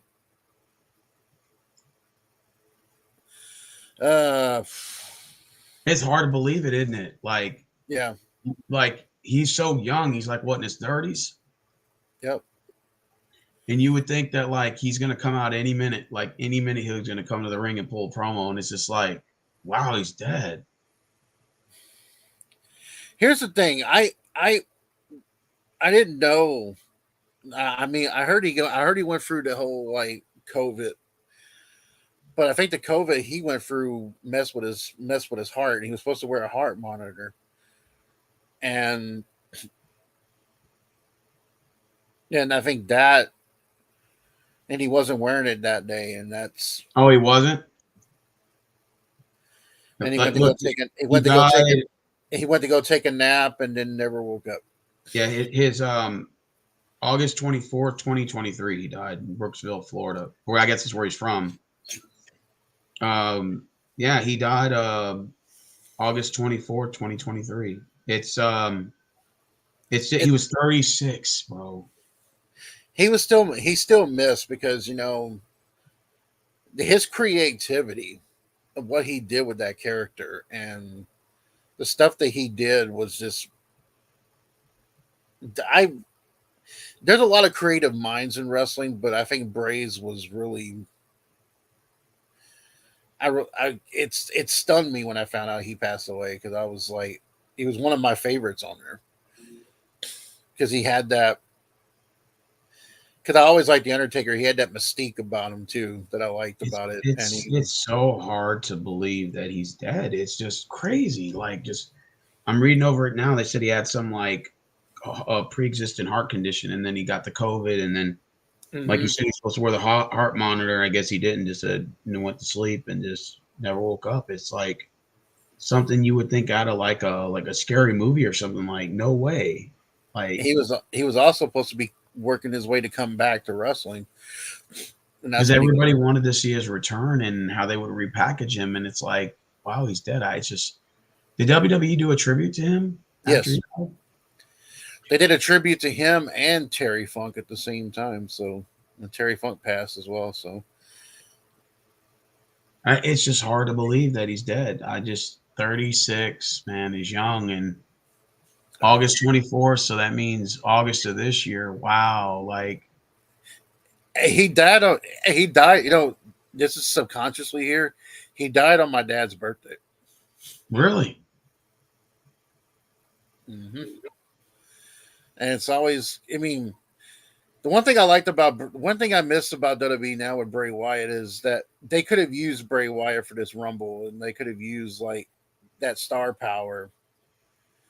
You know, he was going to wrestle Bobby Lashley at WrestleMania, and then some health things happened, and then I think when the health things happened, he got the COVID, and he was working out and getting his stuff back into shape to come back to wrestling, and then that's when that whole tragic thing happened, and It's so sad, man, because like I said, I never would have imagined that. I caught COVID 3 times. I'm wondering why I ain't dead. And for him to catch it once and then, just he's a wrestler in shape. I thought if anything, I would die before he did. It's kind of hard to believe that he's dead. It's just so shocking, man. It's just, we take life for granted so much, like every day, I've been guilty of that. I'm sure you have. And it's just like we think that we're immortal. We're going to live forever, especially like when you're young. And even for like like a case like Bray Wyatt, you think like this guy will live till he's 90, 100, like 36. Like, wow, it's just one of those eye openers where you just wake up every day and it's always somebody in the papers young and dead. And you're just like, wow, man, this just like life can just disappear. You can disappear at any moment. Like, and sort of like now it's just, you just take life. We all take life for granted. It's just, you just never know when it's your time, One day you're here, the next you're gone. Things like I don't get into very specifics about this, but things changed for me when my father passed. It really does change you as a man. Well, you want to go into it? I mean, you don't have to like if you don't want to share, but like, what are some things you think that changed about you after your dad passed? I'm curious to know. You got me interested. Well, I mean, I do have an older brother, and I know he's more the patriarch of the family now after my dad passed. But for me, it was like I knew my dad was sick for a while, but you didn't expect something like that. And me being in my 40s, me being 41, fixing to be 42, it changes your perspective of things, and you look at it, you're like, well, I need to take way better care of myself. That's why I don't really drink. I don't drink or smoke really, and I try to make sure I don't eat certain things in my body anymore, just things of that nature, because I mean, you could do whatever you can to take care of your body. I mean, like once that clock ticks, we all have an invisible thing overhead. We don't know when we're going to pass. It could be tomorrow. It could be 20 years from now, 30 years from now. It could just be whenever. It could be in 20 minutes. Yeah, exactly. Yeah. So that's why when he passed, it was like when I went to go see him at the hospital, and he just passed before we got there. And I grabbed a hold of his hand. It was like a transition of power went into me. It was almost like, hey, your mom's going to be alone, this and that. You got to take care of things now. You're the man. You take care of everybody. You watch over everything, because I'm out of everybody in my family, I was the most like my dad. So, so pretty much it's kind of one of those things where when that transition of power comes, it's like you have to be more responsible now. You got to be more, you got to realize there's the people on my dad's side of the family, they passed away at early ages. Like 60s and the 50s. So that's why when you're in your 40s, like me and my brother both are, you reflect, you change, and you start to go like, The way you say you're like you sound like Scrooge, like yeah, I'm gonna reflect a little bit, change a little bit here now. don't get upset over things. Like, I think I've learned that over time now. Is like, don't get upset over the smallest things. Just I feel the work. same way too, man. Now I'm It's getting older too, but I'm just kind of looking at it like I look at it to a point of I don't even. It's like now that I go to a chiropractor every week, I do this now. I'm changing things about myself and I'm changing how I do things. It's been really good for the better because being at 41, almost 42 years old, I'm running around circles with these kids at work. Some of those young I'm kids can't curious. even. I'm curious. Is that chiropractors that will help? Yeah, absolutely. I had a C2. I had a C2 in my neck that was. It was like your neck's like this, but it was kind of going like this, like kind of like going like How does this, it and it get? was How does hitting it get like? How does it get like that? playing football all those years. um, Sports and just wear and What does tear. a chiropractor do? Did it help align your whole body? Yeah, and then plus it gives me the same that I use every day now to realign my neck now, and I like lay on it for like 10 minutes a day, like twice a day, and the chiropractor's got me to a point now where my ankle was fucked up from years of playing sports, and now my ankle is finally better and just kind of Really? So you have good health insurance? yep. What well the worst thing was how that happened was is that one of the ladies that works at his office comes into our store and she saw that I was kind of struggling there for a little bit when I and she was like, "Hey, you should go see a chiropractor." It's like, "Yeah, but I can't afford it." And she's like, "Hey, well, if you get my referral, it would only cost you $40." And I went, You have to have health insurance to do it. "Nope." But if I didn't know this lady that worked there, it would have cost me more, obviously. But she worked there and she's like, "Look, I see that you need some help and you're hurt." And I was like, "Yes." So the chiropractor has help with your like joints and everything. Yep. Nice. So if I had some problems with my wrists, he'll do some stuff with my wrists and my fingers. And I had a pinched nerve that was going into my neck too from it. And Yeah. that's why he was like, I made the mistake back in the day because I don't know if people remember seeing me on Kev's Point of View where I was like doing that Arnold encyclopedia and I was getting really big and buffer and just all that stuff. And he told me what was happening was that was causing problems with my joints and a lot of my pain. And so now when I go to the gym now, I lift a lot lighter than I did. And I actually do more reps and it's a lot more healthier and easier. So I just changed some things about myself because I mean, you only got one body. You ever miss your dad? I know it's a dumb question, but you know, Uh, when he passed away in October 2022, I didn't really have a chance to miss him during the holidays like I did this year. Last year really hit because I'm like, wow, now I got a full year to finally kind of do that. Oh yeah, I miss him, and if he was watching wrestling now, he would basically, no matter what kind of wrestling was on TV, he would watch it and then he would critique it later, and he'd be like, "Well, he would really get into the storyline though. and He'd be so like, hey, your dad was a wrestling fan. I didn't know that. oh god, yeah." Most of my family was on my mom's side and my dad's side.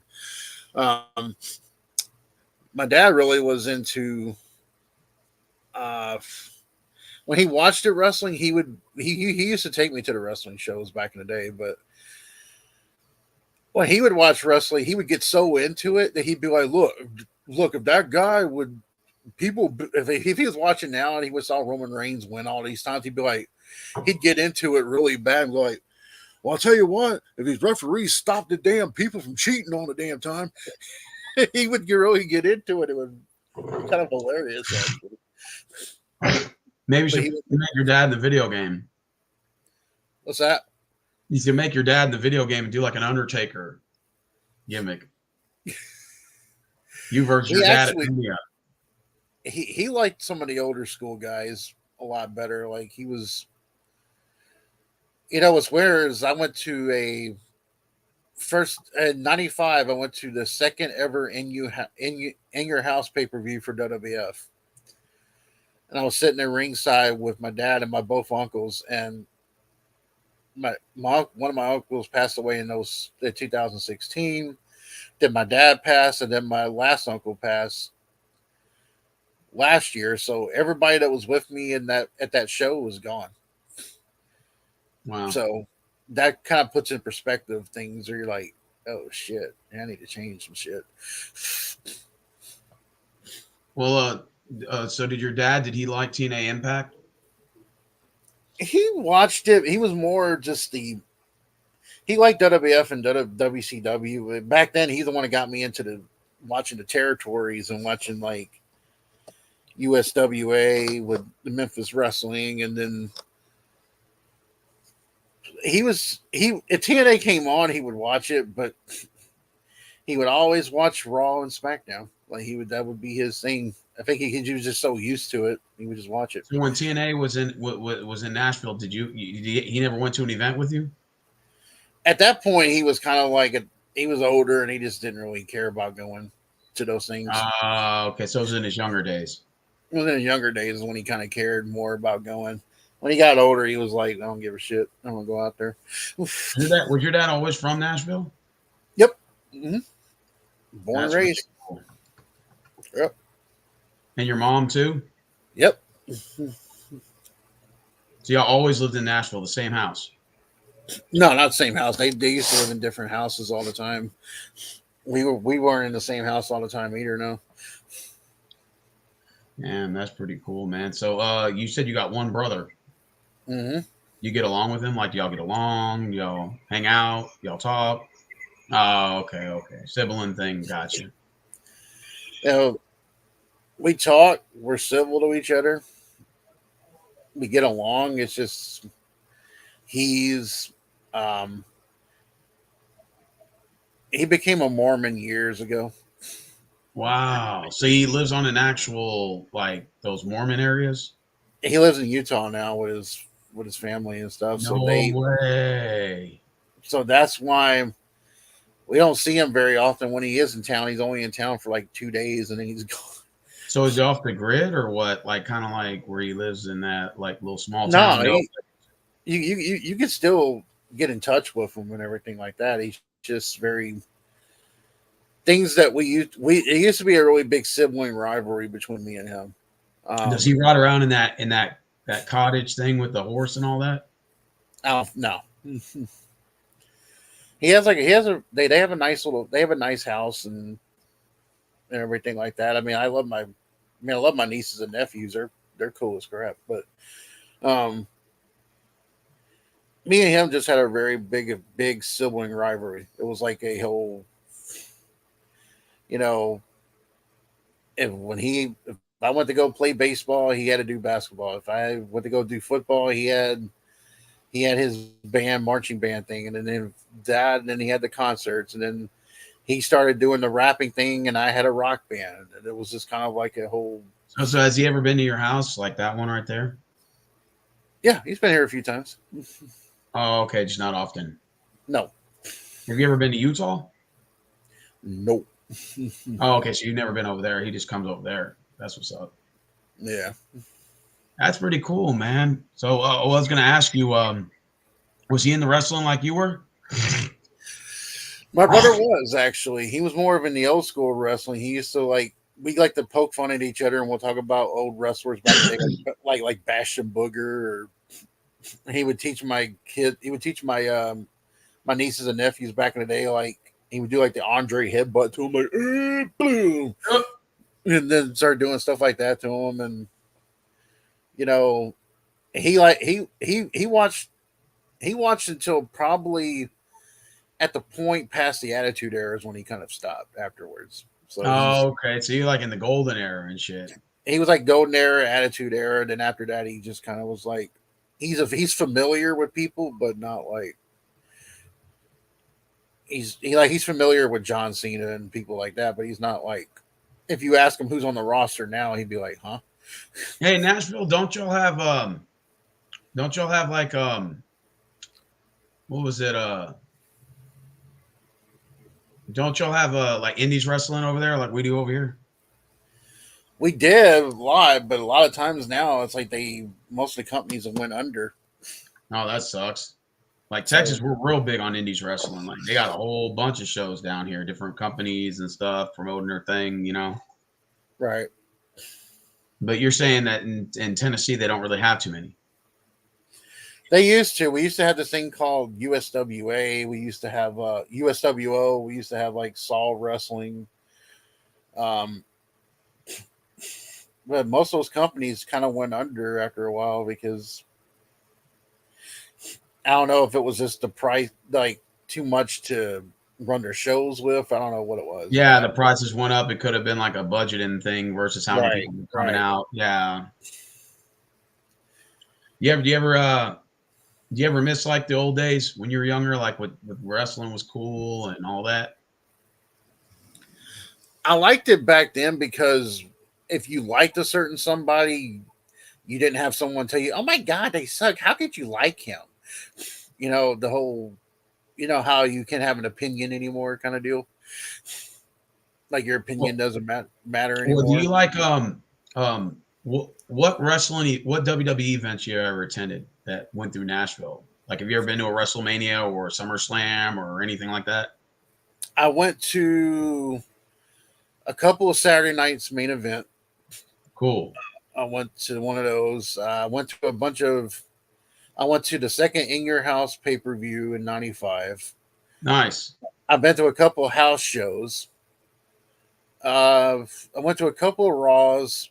I went to let's see. I went to Judgment Day 2002 pay per view to see Hogan versus Taker. Um, been to like a smack. I've been to a SmackDown, and I've been to. I didn't get a chance to go to that SummerSlam when they were here, so Oh yeah, Prodigal says I'm trying to watch some clips. Some is good. I guess it will be Cody Rhodes CM Punk feud. Yeah. well, I'll tell you this, Prodigal, they really did do a good thing working with TNA now. They have a TNA, TNA and WWE has a partnership, which is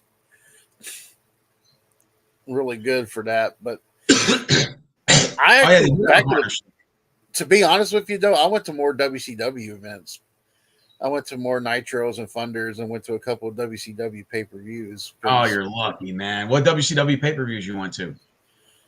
Starcade '96. No way. Yeah, I went to an NWA or WCW NWA pay per view with Ric Flair versus Terry Funk.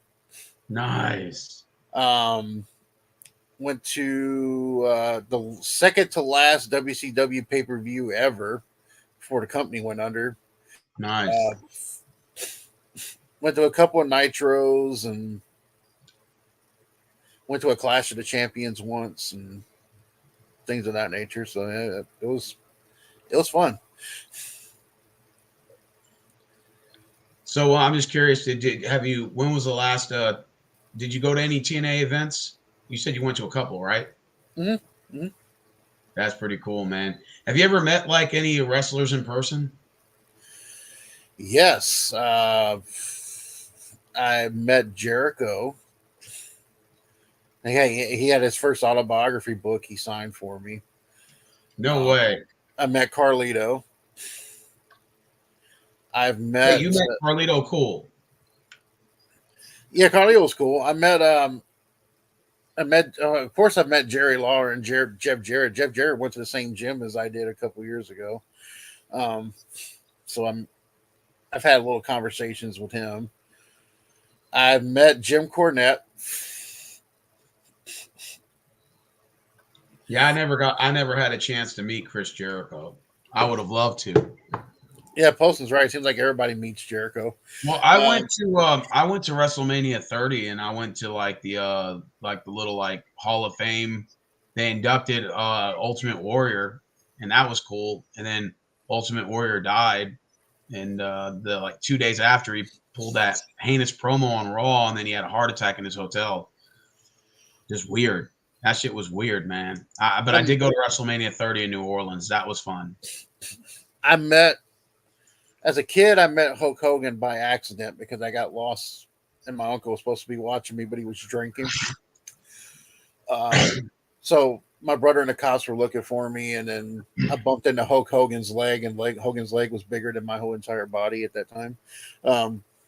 So that was cool. I met Dixie Carter. Oh, that's cool. Yeah, because TNA was right in the same building you were working out in. Yeah, I met AJ Styles. Oh, you met AJ Styles? Styles But was cool. like in person? Yeah. Man, that's fire, bro. I met see who else did I meet? I met Hillbilly Jim. Met the Sarge, Mr. Slaughter. Wow. When we went to that In Your House pay-per-view, I got to slap hands with Bret Hart. But oh man, you're so lucky. So you met Bret the Hitman Hart. Then I got to man, if money was really good during that time when SummerSlam was here in 2020, they had another wrestling convention here. I was so gonna go to it because they had like the Horsemen there and all that. I was like, oh man, but I wish I would have got to do that. Dr. Death Steve Williams, your dad's cousin. That's pretty cool. Somebody just asked a weird. Hey, if you had to choose between Indian, Chinese, or Mexican cuisine, which would you choose, and how would you rank these? Oh, this is not well. Well, I like Indian food for the first time at Walmart. The guy who used to work there, he used to call it in all the time. That truck would come up and they put the rice and the meat and everything. It was damn good. Spicy too, but it was good. I'm always an Italian Chinese guy. So yeah, I'm Italian. I would say Italian, Mexican, and then Chinese, Indian, and then Chinese in that rank. They're all good. Yeah. I'm not saying one's better than the other. I'm just saying if you ask my preference, I would mainly go Mexican or Italian. Like I said, Kev, man, have you guys ever had Italian pizza? Like not this shit that you get from Domino's or whatever. Like actual legitimate Italian pizza, bruh. I went to this place called Italy's. It's called Italy with an Eatlys. Mm-hmm. It's a whole Italian shop, and it was in the Galleria Mall in Dallas.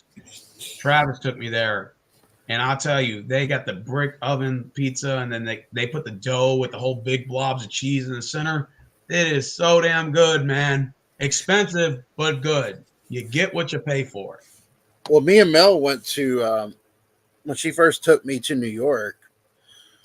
We went to the town Little Italy, and I got to eat one of their Italian pizzas. Man, the cheese that melts off that, like the grease that jumps off of it. There's something about Italian pizza, not by these damn companies, but there is something really good about Italian pizza. Italian pizza, like the outside of it is real soft and then is moist. The outside of it's crispy and the inside of it's moist and doughy. Yeah. And that's what it's like, two different textures.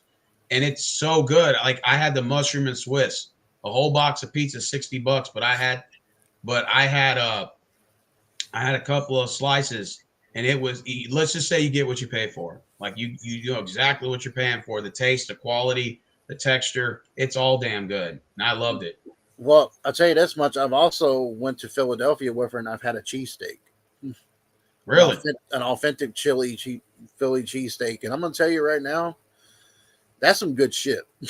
So what is Nashville known for? Barbecue or what? Like hot chicken, barbecue, mostly that. I mean, we got this one place called Hattie B's.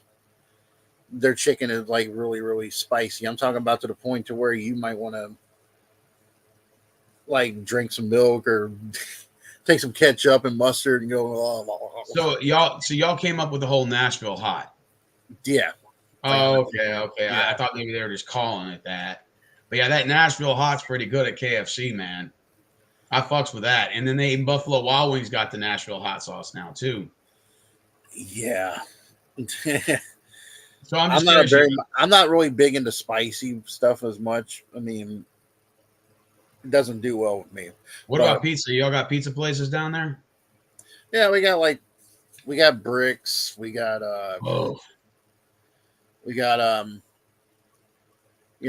Papa Murphy's, and there's Jets Pizza, Little Caesars, Domino's, you know, just those normal ones, but I like Bricks Pizza. Oh yeah, Brooks Pizza. No, I never had Brooks Pizza. It's pretty good. Mm-hmm. Yeah, I like Bricks Pizza better than I do any of the. Yeah, I like that brick. My favorite type of pizza is brick, like brick oven, like where they stick it in that fire pit, and the outside of it's crispy, but they leave the inside of it soft. Best type of pizza to have. They had this food truck around here called the Grilled Cheesery. Yeah. Best grilled cheese sandwiches you ever get. Oh, they make grilled cheese sandwiches? Yeah, they have these sometimes we have these events downtown, and they'll have like these food trucks. And some of the best foods on the food trucks. I mean. Oh yeah, I know personally from that, man. Mm-hmm. Some of the best places to eat are hole in the wall places that you never even heard of. They're not like, they don't have the money to budget advertisements, so you just hear about them through like referrals and stuff. Man, you walk in there, man, you get some really good food. Oh, Prodigal said, who's watching the Pandemic Bowl? Taylor Swift is. And we already picked our winners. I think that the Chiefs are going to win, bro. This just scripted. I want to say the 49ers, but I just think that it's too much of Patrick Mahomes, and you have Travis Kelce like, hey, 2-1, go take 2 shots, take the jab, 2-1. Oh yeah. I'm telling you that what Kelsey's going to do is he's going to play on defense. He goes in the rush and then he stabs Purdy in the neck with the thing, and Purdy's trying to take the jab out. Yeah. All right, Kev, we got to go. We'll go ahead and end it right now. Yeah, I'm going to have to go now. Okay, all right, Kev. Well, y'all have fun, man. Y'all have a good day, and thanks for having me on. And I'm sure we'll do this another time. Yep. All right, take care.